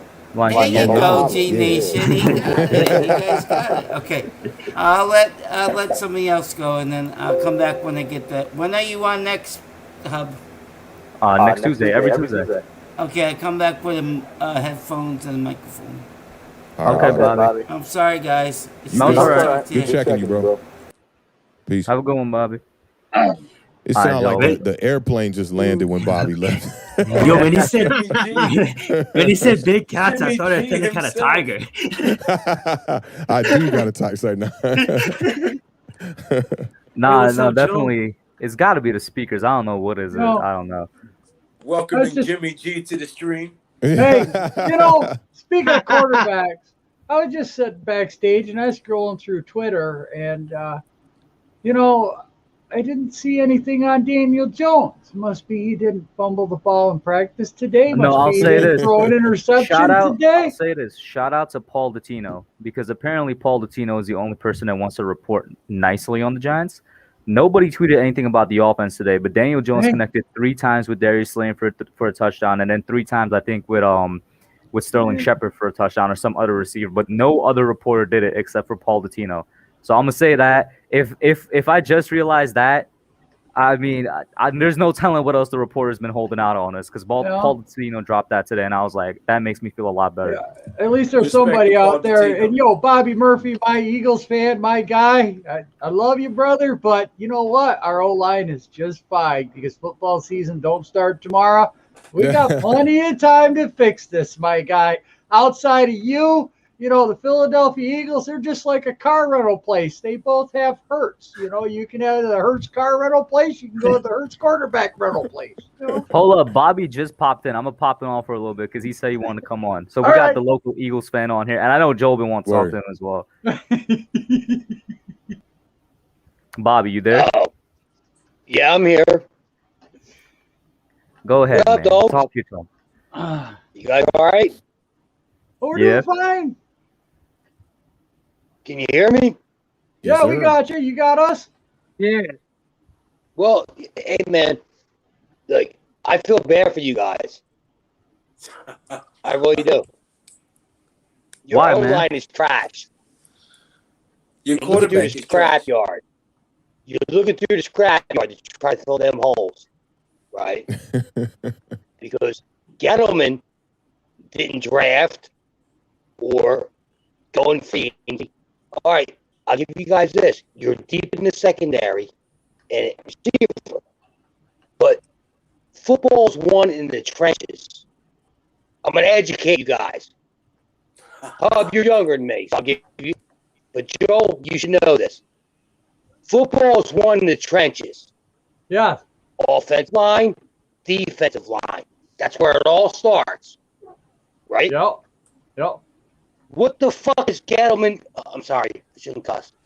What is Gettleman doing? What's he doing? You got to start He somewhere, did a little Bobby. work on the D line with Aziz. I mean, good pick. I like him. But the offensive line sucks. Dude. Nah, we don't know that yet. You want Danny Jones to improve. He's supposed to get better in year 3. The offensive Can you line put a is line getting in front gelled of him? together just The fine. guy's He's going to still run young. for his life every week. He's going to run for his life every week. Jalen Hurts can't throw a good ball. Jalen, Devontae man, Freeman is you're going to hurt. wish. You're going to Your wish defensive line you had is Jalen old. Hurts. They get senior citizens We got discounts. one of the best You still O-line got in football. Fletcher Cox and all them guys. Them guys That's crazy. should be collecting Social Security. Listen, Fletcher Cox okay. plays Elon. Did you guys saw the last preseason game we had? There's no way we want Hurts after watching Clayton Thorson. Okay. We didn't pick Jalen Hurts 6th overall in the first round of the draft. Daniel Jones is still better than him right now, man. What's the point you're trying to make? You can kind of tell that too. That's why when he got in the game, he looked crazy. He don't look like he ready for the moment. Yeah. I think Jalen Hurts can be a decent quarterback, but y'all are in no different situation than the Giants. How right did now, you so anything we got a leg improve? up Your on y'all. offensive line last year was ranked 31st or 32nd in the league. No, it was not that low. You're thinking of our offense, not our offensive line. Our offense was What ranked did they 31st. do Our to offense was not improve that the low. offensive line? Our What did they offensive do? line will be at least 15th in the league this year. How are they At better? least. They're better because the weapons. Trash. It's And we're going called to show development. you November 28th. November 28th. Listen, Bobby. All I'm gonna say is you're talking You know I'm mad coming, hot bro. for a team that's gonna go 2 No, and you know I'm 17, coming, bro. though. I mean 2 and 15. November 28th. There you go, Hub. You goddamn right. We're coming for all you bitches. You could just tell if you're trying to hype yourself up. All Jalen Hurts can't throw. Jalen Hurts. Watch. You could just tell you're trying to hype yourself up. You trying to convince yourself that y'all are going to be so He good. don't believe it as it's He don't coming believe out it though. his I can hear it in his voice. I don't believe it. You don't believe it. You don't even believe it yourself, bro. You trying to convince yourself right now the Eagles going to be nice, but you have no idea. Up. All right, I'm going to chill a little bit. I'm going to chill. I'm going to shut it up. All right? Hub, last season, wasn't I on here telling you Jalen Hurts was going to be the dog and they need to get rid of Carson Wentz? Wasn't I telling you that? Hey, Hub, I You got to did say pop that. off, man. Thank you for having me, bro. No Hey, problem, peace, Lou. fam. Have a Good good one, chopping it man. up with you, man. No, you said that, Bobby. Wasn't I telling Jalen you Hurts that? still ain't a. Jalen Hurts. That doesn't mean he's still gonna be your successor. Jalen Hurts isn't a dog, though. Yeah, not yet. It remains to be seen, though. All I know is he was a second-round pick. We didn't draft him 6th overall out of Duke. Hey, bro, Like we Edelman. talking about the highest level of football. I mean, Edelman couldn't we don't fucking tell draft him. Tariq Hill you were drafted in the 6th round, so you get a pass. What are you saying?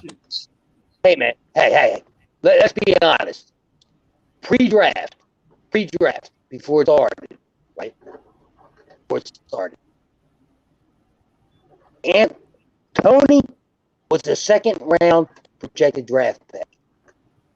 No, he wasn't. You guys No, he took wasn't. him I 20 disproved this on Twitter first round. because people try to Already. pull look, this on how'd Twitter. that work? No, Bobby, listen, Bobby, That's let me speak. working out. People try to pull this on Twitter, and then when I disproved them, they had nothing to say back. They said the same thing. They said Tony was projected a 2nd-round draft pick. He was behind guys like Elijah Moore, Rondell Moore, and all the other Was guys I that are right, taken though? behind him. I was like, no, Okay, this is but am I false. right when I Go said by that? any draft metric you I want. might He end up was being almost wrong. a consensus 5th or If 6th Jalen wide receiver in the Hurts- draft. If Jalen Hurts I- couldn't okay, succeed at Hub. Alabama, So with I CeeDee might, Jerry in Jeudy, the end, Henry it's all going to Ruggs, play out.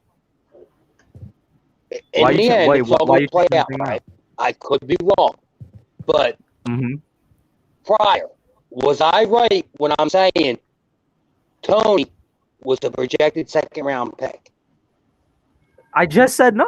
What are you No. talking about? Bro, this is facts. You can look it up. Did you listen to a word I just said, Bobby?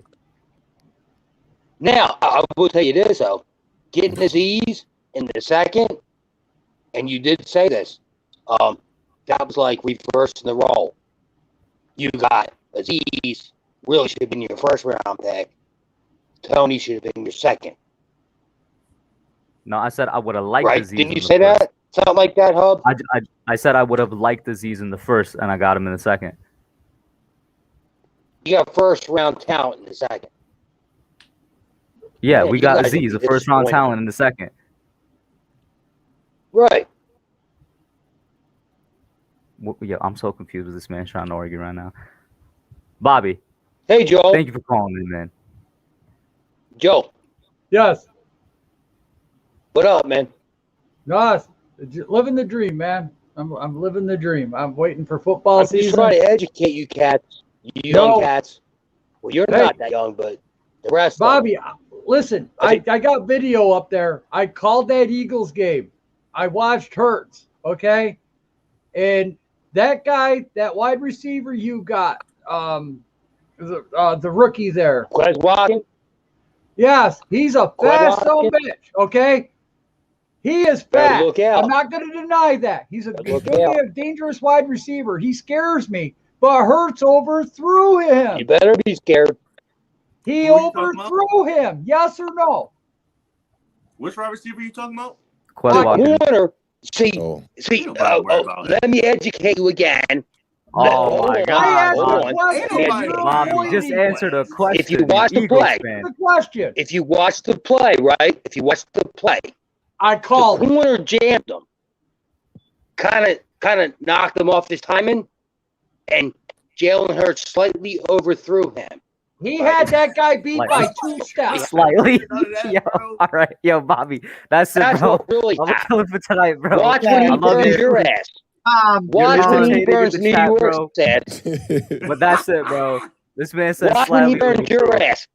Well, Remember this Ain't name, nobody Quez trying- Watkins. Ain't nobody worried about I'll no Jalen remember it. Hurts. remember this Remember name. that name. Xavier McKinney. And Adoree Jackson. Have a Who? good one, Bobby.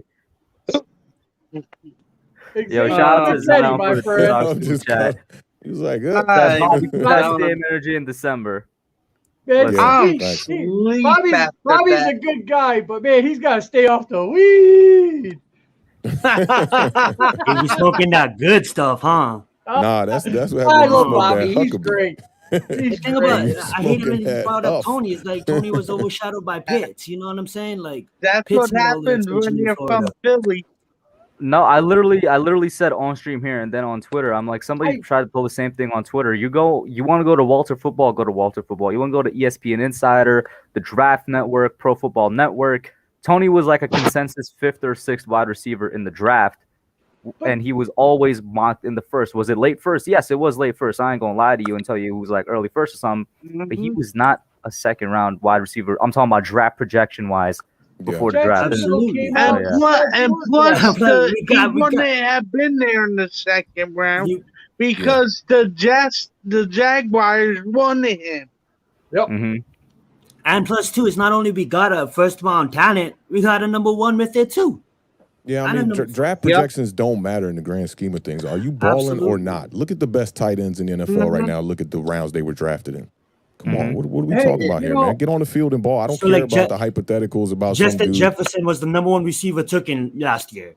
Yeah, You know what I'm look saying? at what's my boy in San Fran, the tight end in San Fran. Kittle. George Kittle. Kittle. Look at Kittle. Look at Kelsey. Look at Darren Waller. Look, dog, 3rd, come on, 4th, man. 5th What round are we picks. talking about? Yeah, what are we talking about here, man? Exactly. Not No, only I'm that, with you right there. The 1st round pick, you got a 50% chance of the guy hitting. And then the 2nd Yeah. round, it drops to what, 22%? And let him be a wide receiver. It's even worse, Yeah. I don't know. Position-wise. I've been watching a lot of Eagles content lately, just seeing a couple of content creators pop up. I was actually watching Joey Shakes today, and they seem confident, man. They seem real confident. They seem like they got a winning team on hand. I heard Bobby talk about the offensive line. Homie was talking about the offensive line too, but I mean, I just don't see it. Well, last year that was a bad team, and Authentic. the I recommend upgrades you haven't look been at that crazy. I recommend you check out Philly Insider Podcast. I had him on a couple weeks ago. Listen, Very objective guy. He was like, at most he could see them winning like 7 games. Like, Yes. and I was like, you know what? I can respect that. And he listed out the problems. He's like, the linebacking core, the secondary is definitely questionable. But the one thing they all maintain, which I'll give them, is that if their offensive line stays healthy, then yes, they got a really good offensive line on deck. But the big question is if, and then also they're a whole year older. But I'll say if you want to check out an Eagles content creator, go over to him. They Yeah, don't I'll hit check 'em that out. wide receiver screen on that play with Flacco. They have no offense, man. They weren't really doing that much. I called that game. I watched the whole friggin' thing. It's, Are you talking about the when preseason our game, division Joe? is always Yeah, up the in last the air. preseason game. Joe, they I'll say really what you weren't- said for the Giants, though. Just in fairness, nobody's going to bring out the whole playbook in preseason. Yeah, Just to be exactly. fair. But Yeah. but I mean, Hurts just Damn, looked why we lost. gotta be all that, bro? We gotta be all Like, that. here's- Man, in here's the thing, capital too, it's letters, like- man. You and your feelings.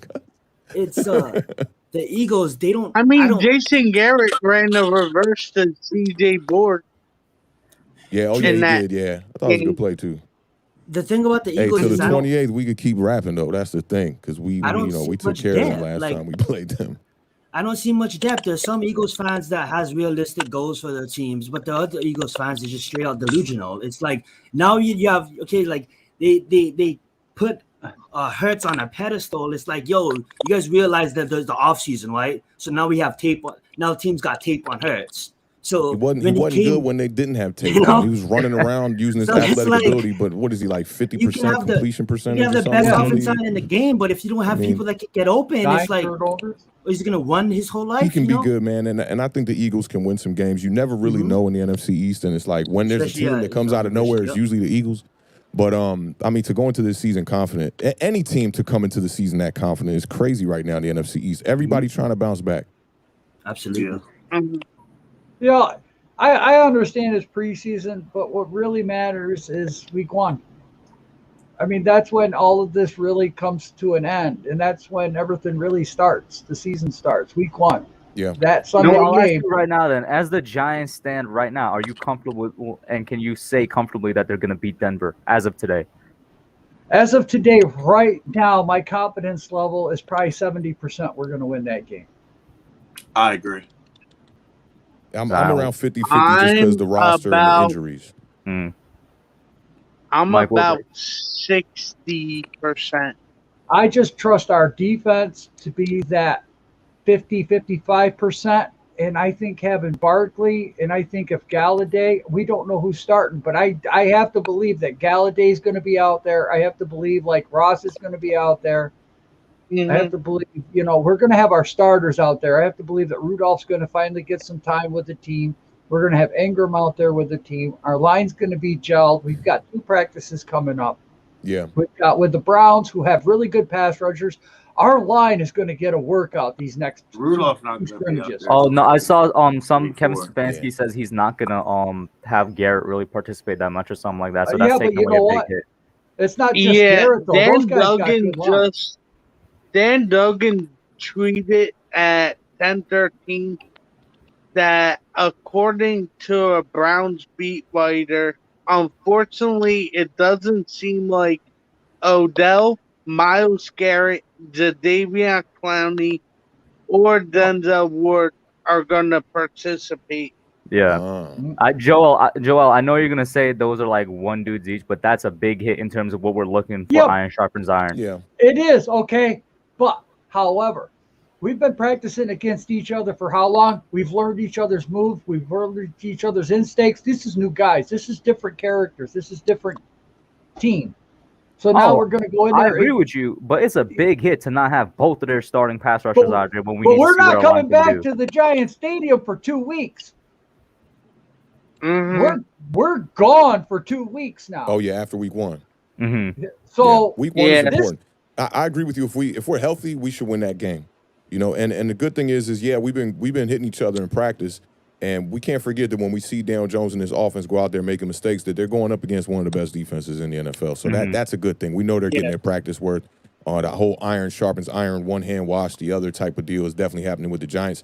They just got to show out, man. I mean, I don't even, I had to take a break off season because I don't know how people was doing it in the off season. Like, it's all hypothetical at this point, man. Like, we gotta wait, we gotta see them on the field, and we gotta hope that they're healthy. That's the most important thing with this offense, because if we go into this season and they're not healthy, get ready for that Brandon Marshall season all over again. I don't know if y'all remember that one. Get ready for that one all over again, where you just like, this offense can't move the ball, and they couldn't move the ball last year either. So I think for us to compete, that's going to be the big difference. I mean, if we want to see 10 wins, somewhere between 8 and 10 wins, that offense, they have to improve, and it's going to start with them being healthy. Defense, I'm not worried, man. Adoree Jackson coming in. Logan Ryan looks like he's just settled in as a Giant right now. He looks comfortable. You got Peppers. That secondary's looking crazy right now. We made some upgrades. I'm worried about missing Dalvin Tomlinson on the line a little bit and seeing how that, takes effect on Leonard Williams a little bit. But, every position is not going to be A1. It's about team ball at the end of the day. Are they meshing? Are they gelling? Last year, that offense had no chemistry. I did watch. I watched the game over again on whatever past NFL has. I forget the name of it. But anyways, it was like the 45-minute condensed version. And one guy, because I could be winded, and the game's so fast I couldn't look at our line. Yeah, like that. I liked Moa, man. The DT Moa.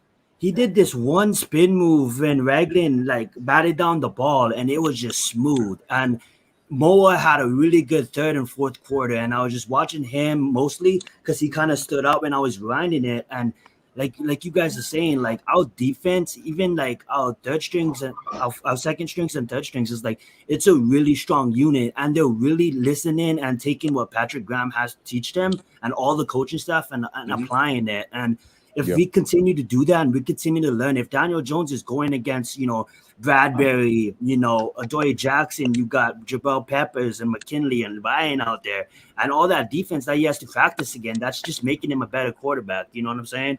Yeah. And a lot of our problems with the O-line was there, but a lot of it too was like, I don't know what Booker was looking at. Like Corey Clement came into the game, started moving the ball, and some like there's a lot of problems, a lot of injuries that we have to address too. But hey, good thing we have some time to address it. Like I would be worried if this was like the third preseason game, the fourth preseason game, and it just looked this sloppy. But we're going against the Browns. We're practicing against the Browns too. We're going against the Patriots. It's just going to be a lot of more experience. Practicing against the Patriots too. Yeah, exactly. Practicing against the Patriots too. And what Awthentik said too is we're at Denver week 1. That's a really, really good start for the season because Denver has a really good defense. Yeah, that's a good test. It's a winnable game, and I think it'll. Absolutely. That's why I think it'll define like where we're at very early on. And granted, it's just one game. We don't want to look at it too crazy, but if we can come out there and put some points on the board and beat them defensively and on the offensive side of the ball, man, that would be. I'll feel very confident going into week 2 against Washington. Absolutely, and thank God it's not in Mile High. Like it's in front of a home crowd. Yeah. As Giants fans, we're tired of the team losing. Okay, but these guys as players, now we're all athletes, or we've been involved in sports somehow, some way, shape, or form, and we hate losing. You imagine how tired these guys are because this is affecting their paycheck. This is affecting their wallets. This is affecting their attitudes. So not only as tired as we are of it, I'm sure these guys are sick to death of not being able to go into a locker room after a game and whoop it up and and celebrate. And it's like, yes, okay, next week let's get the juices going. Let's get it. Yeah. These guys aren't coming into this season just being lackadaisical. We don't have the Schumer aspect. We don't have the McAdoo aspect. This is the second year. These guys have bought into everything that Judge brought in last year. I just have to have the faith that 70% chance we're going to win that game. With Denver coming to our place, it's an afternoon game. So, and not only that, we're going to have fans in the stands. Yeah. If the Giants players aren't amped up and going to be flying around the field, first game, home game, afternoon game, it's going to be on just about every channel. I don't know about you guys, but man, even just sitting in the stands, I would be so juiced up, I wouldn't be able to sit down for an hour. Oh yeah, most definitely. And then you got a short week, and you got to go to Washington on Thursday. So Yeah, but that's season's just gonna a get short kicked bus off. ride. Yeah. Can I say something real quick? Last year, we didn't have a preseason. We barely had mini camp, training camp. We beat we competed with some pretty good teams. Yeah. Yeah, we're using mostly every single game, but we beat Seattle with Case Keenum. Or Colt McCoy. And the Cardinals or something like that, who really did smash us. But other than that, we was in every game Cardinals, by 7. Niners, and the Ravens. And the Browns, the Browns beat us pretty convincingly. Pretty easy win. Now we got a full off season. You have these players coming together. We have a preseason to get ready for week 1. I know why we are worried because of the injuries, but let's just wait to see what happens. I feel like we're getting a little bit too anxious. I know we've had years of losing. We have years of this offensive line being bad. Other than OBJ, Victor Cruz was injured. We've had years of kind of average receiver play. Yeah.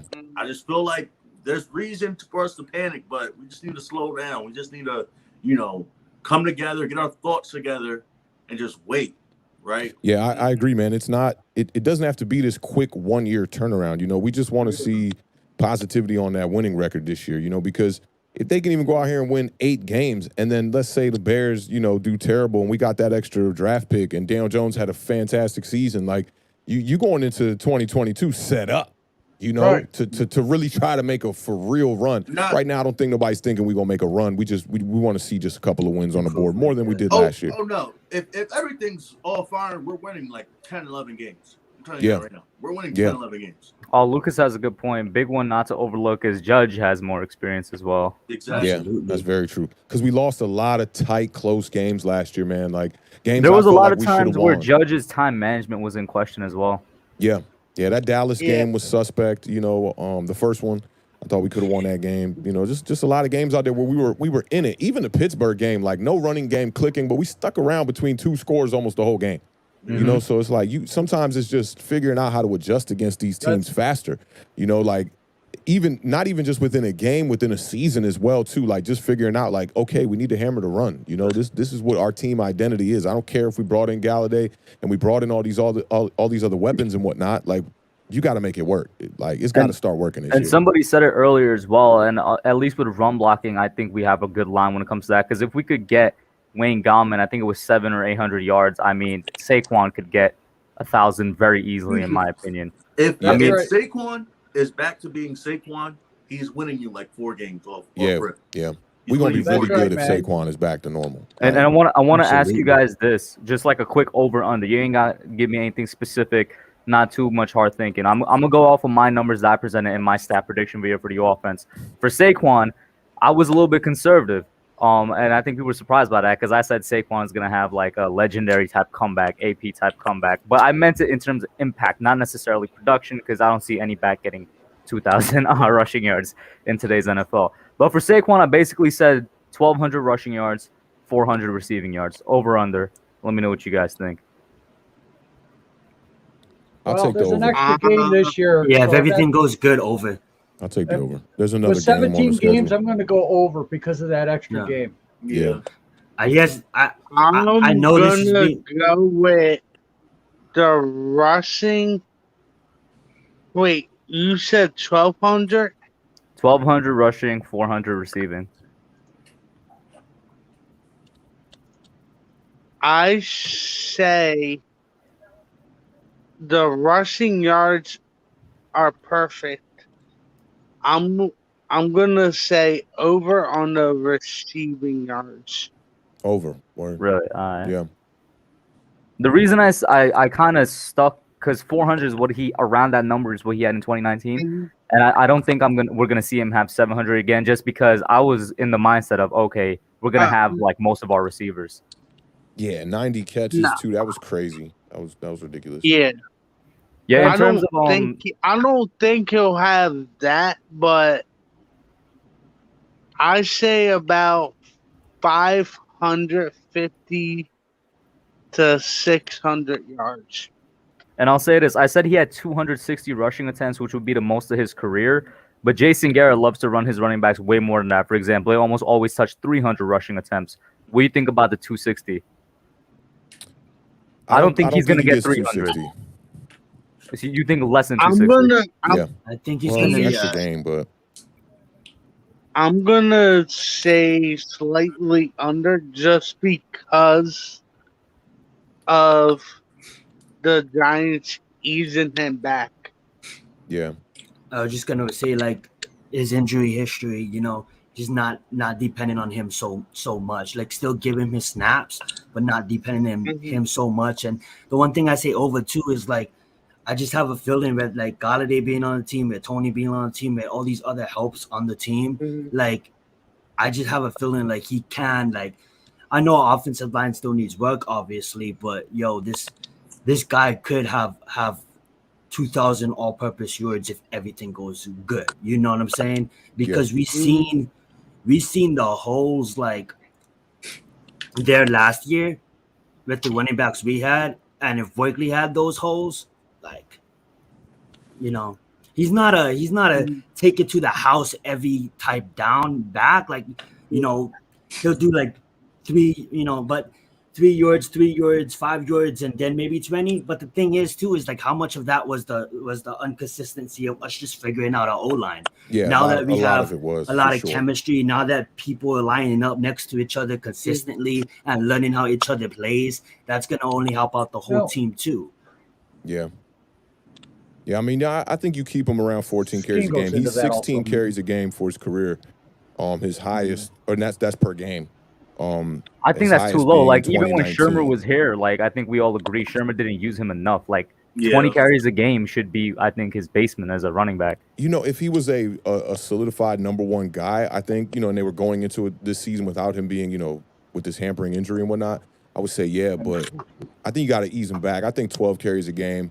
Ramp it up maybe towards the end of the year. I thought you meant that for the entire year. I was about to say. Yeah, but I wouldn't be mad at it. I always talk about this, man. The way that the Saints use Kamara, it's just perfect. You keep him durable for one, and when he is running, he can put full-fledged effort into each run. When you get a guy who's like a every down back, it's kind of like what Zion was saying. Like, you get those runs, it's like 3 here, 4 here. Kamara just seems like he's busting 7 yards. Every run is very hard. It's a hard run. And I want the Giants to use Barkley like that. And if Clement can come in here and be like a third down piece, then we don't got to see Saquon Barkley on the field too much on third downs. He could be that first, second down kind of running back. Does anybody know? Do you know his attempts per game, Kamara? Oh, I can check it real quick.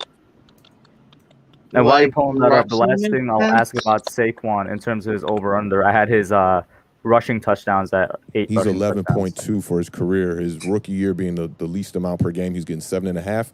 Since then, it's been around 12 to 13. So 12.9, 12.2, 12.5. All right. I didn't even know that. That's where I think Saquon should be. And you just got to pair him with the right back. I don't think we really went out there to get that right second back.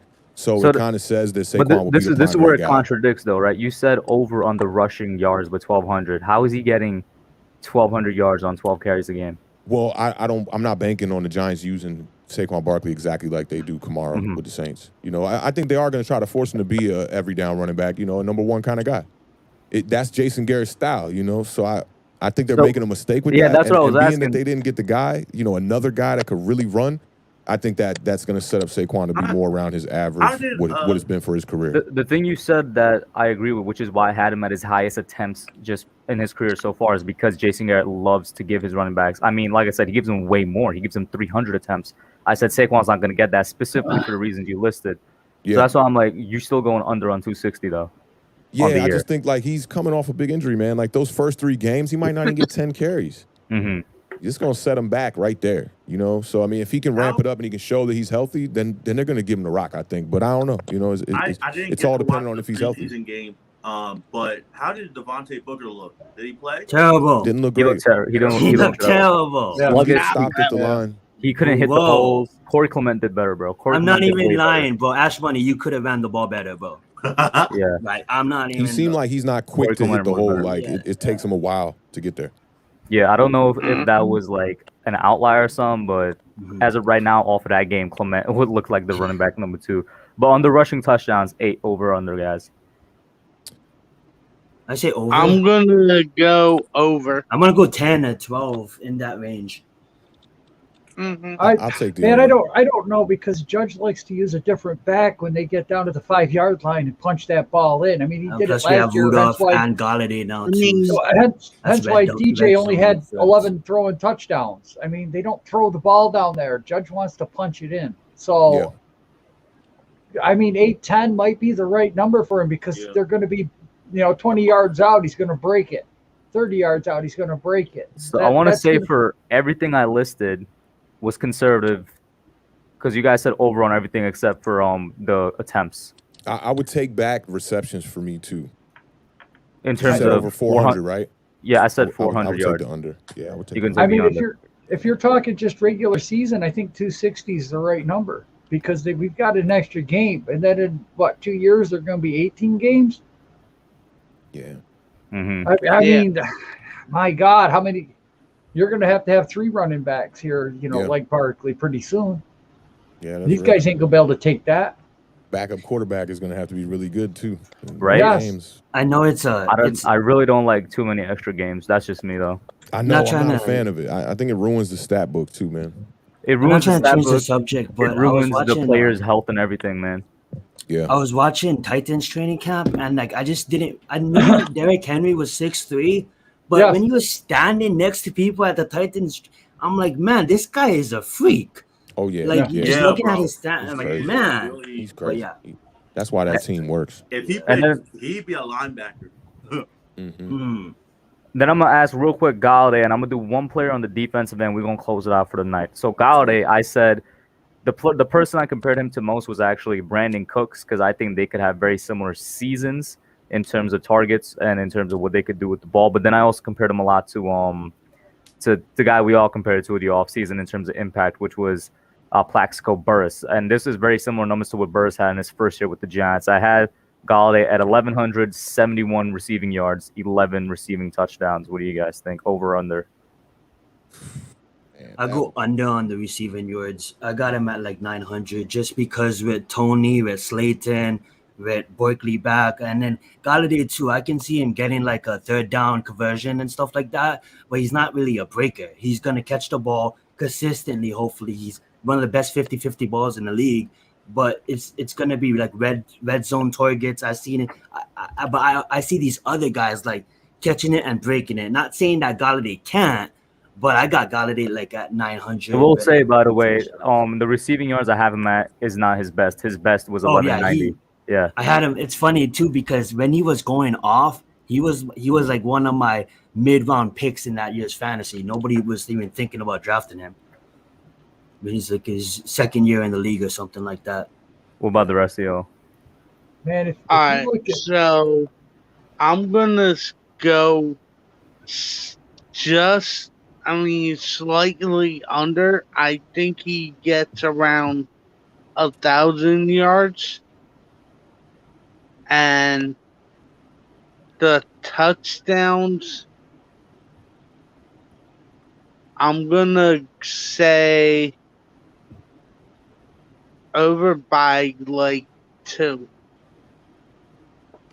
Oh, So that's 13 touchdowns? Yeah, 13, he said. Nice. I can see the red that zone would be a target, too. major ramp up for Yeah. Daniel Jones. He's gonna throw more touchdowns to one guy than he did all last season. I'm gonna take the under on this one. I think they're gonna spread the ball around.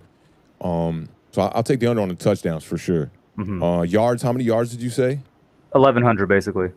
I'll take the under on the yards too. I think he'll get somewhere around high 60s maybe receptions, which will probably put him just under 1,000 when the year ends. 60 receptions? Wouldn't that be the lowest of his career?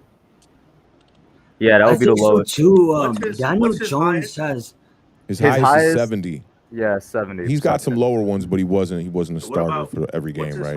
What's his highest stat line? Like receptions, Okay. yards? And by the way, Touchdowns. for receptions, I have him at 71 receptions. But his highest stat line, so I think his best year was 2019, where he had 1,190 yards, and that was off of 65 receptions. His most receptions was 70 the year before, and that's when he had 1,063 yards. And his most touchdowns is also 11. So I have him matching his highest in touchdowns, but that's about it. Nothing else was like a high. 18 yards a catch in 2019. Yeah, this right here has him at 16.5 yards a catch. you know, 16.5. Jason Garrett. It says that for 19, huh? That's interesting. No, I'm saying what my projection your is projection. 16 and a half yards. Yeah. You know, I wide think your receiver. receptions aren't too bad. When you said 70 something, I think it's not bad. So Yeah, he could be 71. close to 1,000 something. I mean, it wouldn't surprise me if he just got over. I got to see it. I got to see it. And Joel, I don't think you spoke on it, Joel, did you? Again, 17 games. Jason Garrett, wide receiver number one's flourish under his system. I mean, look at Des Bryant. He was considered a number one. Galladay's coming in as our number one. Barkley, we just By the said, way, is I'm gonna glad have- you brought up Dez, because in that vid, I went back and I looked at Dez's numbers. And so the things that I did was I looked at Dez's numbers when he was under Jason Garrett, and then I looked at Galladay's 2 best years, which was 18 and 19. Right. And I kind of just try to cross-reference them a little bit, because obviously Dez is the one receiver I could go off of that Garrett had that's similar to Galladay, just in Right. terms of, physical big receivers. And then you see the similarities in Galladay's numbers here with what it matches up with in 18 and 19. I mean, I mean, we're paying this guy a lot of money. I mean, shouldn't he average 80 yards a game? He should. I mean, but you know what the thing is? I'm looking at it where like Daniel Jones got like he built chemistry with Slayton. So like that, like I think Daniel Jones and Slayton is gonna go. Like, no one's talking about it right now, but I think that's gonna be the combo this year. Yeah, but because if you think about it, like Galladay is coming back off of injuries, and he's gonna be lining up against some of the top cornerbacks in this league, right? Then we have. I'll say to the second part is not an excuse. If you're a number one, you're always going to be lining up against the top corners. Galladay also hooked up with Jones right absolutely, when he signed. but it's not like Galladay is coming off of a 1,000-yard season. He's gonna have to ease his way back. Would I want him to have 1,300 yards and go off? Absolutely, sign me up.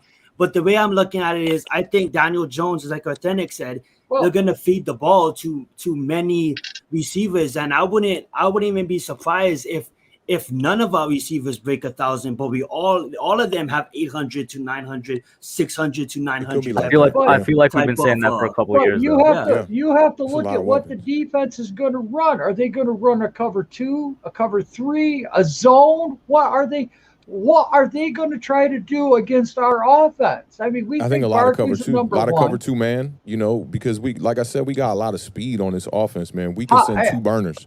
Right. And then you still got to stop Saquon. So, I mean, we're banking on Garrett to really call good games because he's going to have to play that trickery with these defensive backs here, making them come up. Safety's playing over the top. And when they come up, we got to go over the top. And when they play over the top, we got to find ways to get Saquon the ball and room.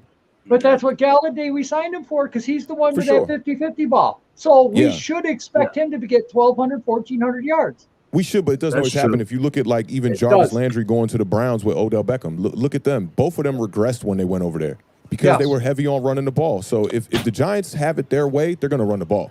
Right.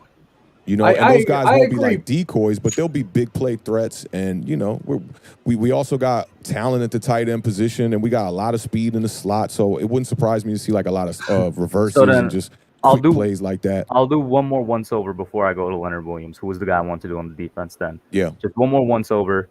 So I said 71 receptions, 1,171 yards, 11 touchdowns. That comes out to 16.5 yards per reception. Awthentik, you got the under. Yeah. Mike, what about you? You know what? I'm going to stay under. Joel, you. I'm going to go over. Ash? Actually, I don't even think Ash said anything. I didn't say anything. Yeah. I'm going over. This will be his best year of his career. You got Saquon. He hasn't had a really good running back in his career, to be honest. And we all know how running backs and receivers work hand in hand to help the receivers. This is going to be his best year. And Zion, you also said under, right? Yeah, I would say under, but your numbers are like, it's not by a lot. You know what I'm saying? I agree with you mostly, but yeah. I mean, you know, I'm gonna pat myself on the back a little bit. I think my numbers are high, bro. Yeah, no, your numbers is on the spot. Yeah, I'm just gonna say I agree with you. Mm-hmm. I mean, yeah, you could choose the right there as well. That's but I could see him with your receptions and stuff. But yeah, 979. Write it down. No, I'm just joking. Okay. Have 979 though. That'll be crazy, right? I'm just joking. So the reason I'm avoiding Daniel Jones and going straight to Leonard Williams is because I don't know. I think quarterback is just first of all of them are too volatile to predict. But quarterback, the most out of anybody's too volatile to predict. So with Leo, this is what I have for Leo: 9 sacks. So I do have him taking a step back, but I think that is going to be made up by him opening up sacks for other people. 9 sacks, 60 tackles, 32 quarterback hits, and then 16 tackles for loss. To match up with last year, obviously, he had 11.5 sacks last year. Let me just pull it up real quick. He had 57 total tackles and I think like 30 quarterback hits. So I do have him having more quarterback hits and more tackles, but less sacks. More quarterback hits. More tackles, but less sacks. I'll take the over on the tackles. I like that. Mm-hmm. The sacks was at 8? 9. 9.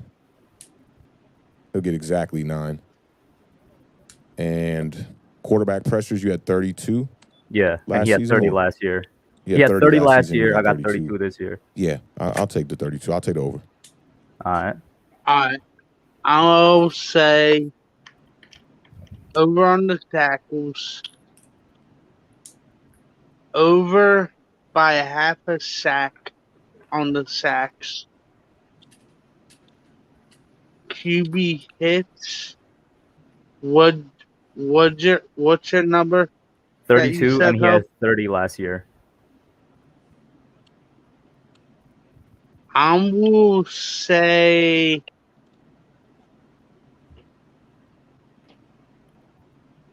slightly under by 1.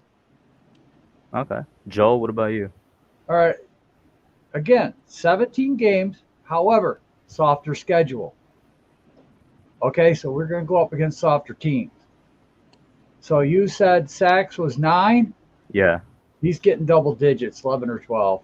I think with Aziz on the other side, somebody's going to get singled up. I think Aziz coming around the edge is going to pick up the running back. He's going to be one I want to be able to bust up the middle more. Quarterback hits. You said 32? Mm-hmm. I think he gets more than that, too. He just looks impressive in camp right now. I've been watching him in drills, his footwork. He ran them loops, run left, run right, picked that towel up and threw it. He just looks so well balanced, in stride, within himself, in control. Being a former guy that played on the defensive line, knowing what that takes, and he just made it look so easy. If I tried doing that now, I'd fall all over myself. Mm-hmm. And then what was the last one? I had tackles for loss, 16. No, wait, did you do the tackles? Did you do the total tackles? Total tackles I had at 60. 60 total tackles? Yeah, that's he had solo? like 57. No, that's total. Solo is 30. I have him at 37 tackles. Yeah, I think he's going to have more. I go over on all of them. Mm-hmm. Okay, then Joel so far is high on everybody. What about you, Ash? I am. They impressed me last year. I can't help it. That's funny. I'm with Joe. As crazy as that may sound, Joe's been me and Joe disagreed on a lot, but I'm with Joe. I'm on over on all of them just because, like, you seen Bradbury get a big contract. He had his best season.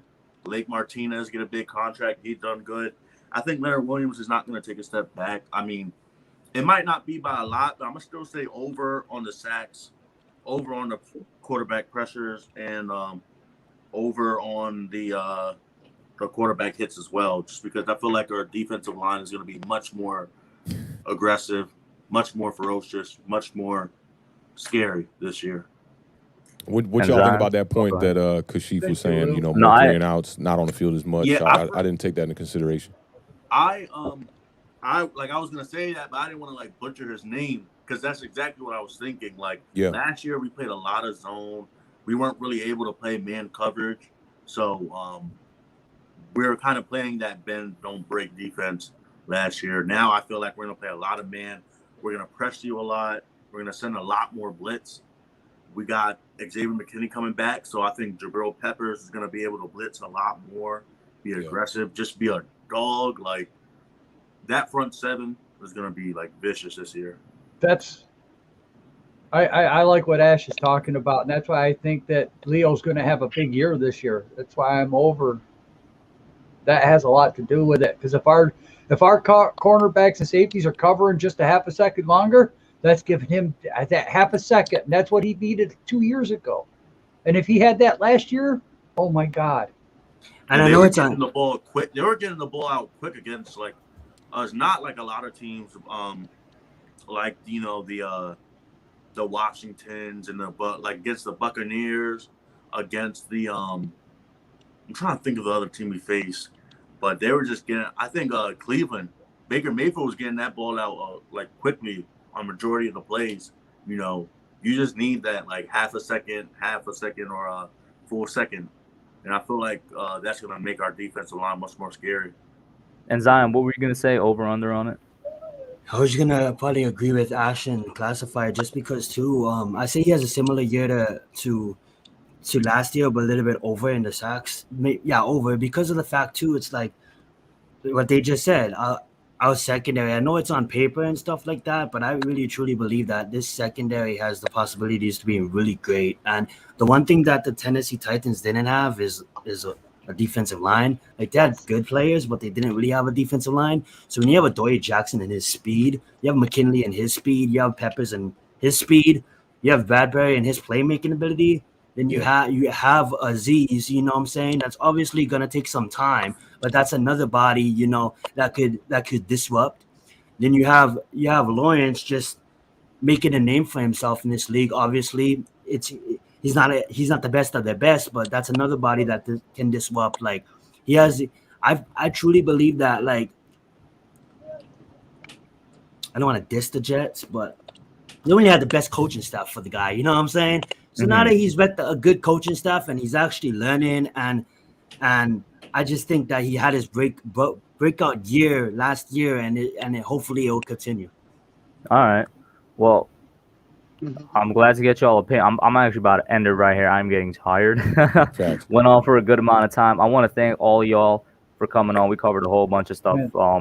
A lot, man. Thank you guys so much. Shout out to Awthentik for pulling up, bro. His show, Awthentik in the Bill, will be returning Tuesday, September 7th, right? Tuesday, September 7th, they're going to be back. 7 o'clock show, yo. 7 o'clock. You guys already know. Go over there, check them out. Thank you. Yeah, for sure, man. It's definitely been a good minute. chopping it up with all y'all on the panel, man, and everybody else who was a part of the panel too, man. Miz and everybody else who pulled up earlier and whatnot. Yeah, thanks. Shout out to everybody on here, man. Everybody in the chat. I see Engraven in there. What up, Engraven? Oh, I see salute to Bobby Engraven. in there. Bobby's still out. Bobby, calm down, bro. It's not bro. Like, chill out, bro. Anybody, if you guys got anything else to plug, go ahead, do it right now, and then we're gonna end it out, man. Oh, I'm good, man. Just Awthentik in the Beard Tuesdays and Thursdays, man. And then Saturdays we do a show called The Parlay. I'm actually in the works on something with Entertainer right now that we might be doing on Tuesday mornings, covering like NFC, maybe the whole NFL. We were talking about that. So hopefully that comes through, and yeah, we'll be doing that as well. That'll be very interesting. Nice. Ash, anything to plug? Zion, Classified? The podcast is returning. I'm all moved in. It should be either here next Friday or the Friday after next. I start classes this week, so, you know, I know I had like that big promo, but just be with me. I'm back next week. You already know. I like it, man. I want to see Ash, like, your podcast become low-key something hilarious, bro, because the promo was hilarious. Yeah. That's why I wanted to see something funny from it, yo. No, yeah.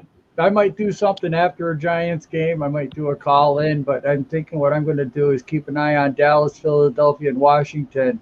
Hub and a couple other guys, they call the Giants games, and I enjoy calling the football games, so I might keep an eye on the competition and see what's going on with them and try to, you know, if people are interested in it, you know, just keep an eye on the division itself as a whole. You know, I'm kind of getting a little older, and I want to learn more about, you know, what goes on inside the division so I can be more informed when it comes to talking with you guys and bring more to the table. No, you're OG, Joel. You're original genius. I try. You can just find me at Zion. Joe, I have to ask you though, man. I miss your cooking videos. Yeah, his cooking videos. When you gonna cook again, Joel? Oh man, I got a granddaughter now. She's about 2 weeks old, so I've been spending time with her, and you know, kind of hard. Fair enough. I'm a grandpa now. You gotta take stuff easy. You know, I got to keep my Jimmy G fan club in order too. You know? Oh my God. How much is the membership, bro? Free. They pay you. They pay you. And then Zion, you were going to say, though? Yeah, thank you. You can find me at Zion Zenith. I cover football videos, mostly Giants, UFC videos, too. Big fan of the UFC. I haven't been uploading content later, but football's back, so we'll be uploading a lot of content, my opinions and rants and stuff like that. So, yeah, go check me out, Zion Zenith. And thank you for having me on the hub. Nice meeting you, Awthentik. I've been a fan of you for a while. I sub to your channel. Great stuff. Appreciate I can't it, wait man. to see your show. And hell yeah, let's get it. Yeah, definitely, man. Hopefully it's a good year this year for us, y'all. I love your studio, by the way. Your background is crazy. Yeah. Thank you, yo. Thank you. This is my real studio, so I'll be cooking up in here. I miss Awthentik in the beard with the beats, man. I miss the beats. Yeah, we're gonna be back. We'll be back, man. We'll be back. We improving some things too, man. Check out. We just did a shout out to my homie Keenan. He just did a new banner for us today too, man. I was real hyped about that too. Yeah, I got a buddy who's gonna make me a banner, but he hasn't done it yet. Hey, you gotta remind me, bro. Keenan, I'll plug you with him, man. He's really good. Yeah. And Kush got a homie too. We met him at the game, man. It was nice meeting you at the game too, bro. That's the guy I'm talking about. I cooked for him. I was like, hey, yo, bro, hook me up. He's like, all right, we'll do. He took the meal. Yeah, I got a video of him eating chicken. No, those are two different people. They're two different people, Joe. But you got to remind me though. You got to remind me because I'm busy. I was gonna say real fast. I'm gonna try to make it for sure. I'm gonna go to the Chargers game. I want to see us compete at SoFi. But the thing is, I'm gonna try to fly up. Never been to New York, so I might fly up for the Week 17 get together. I'll keep you guys posted on that. Week 18, yes, 18 weeks. That would be amazing, man. But hey, man, I'm gonna close it out though. Shout out to everybody once again. Check out today, guys. I put on my defensive stat predictions. That's where I got the Leonard Williams stuff from. I just pulled up my vid, paused it right when I said it, so I could say it. Definitely check that out. Spent a lot of time on it. That's it for now, guys. Oh yeah, thank you all. We hit 3,000 subs earlier this week. I really appreciate it. I'll be doing a giveaway next week. It's gonna be It's gonna be a poster I got from FanFest plus one piece of merch. It's either the Leo one, the Young Joker one, or the Joe Judge one. Is gonna be whoever wins his choice. But that's it for now, guys. We out. Peace. All right, y'all. All right.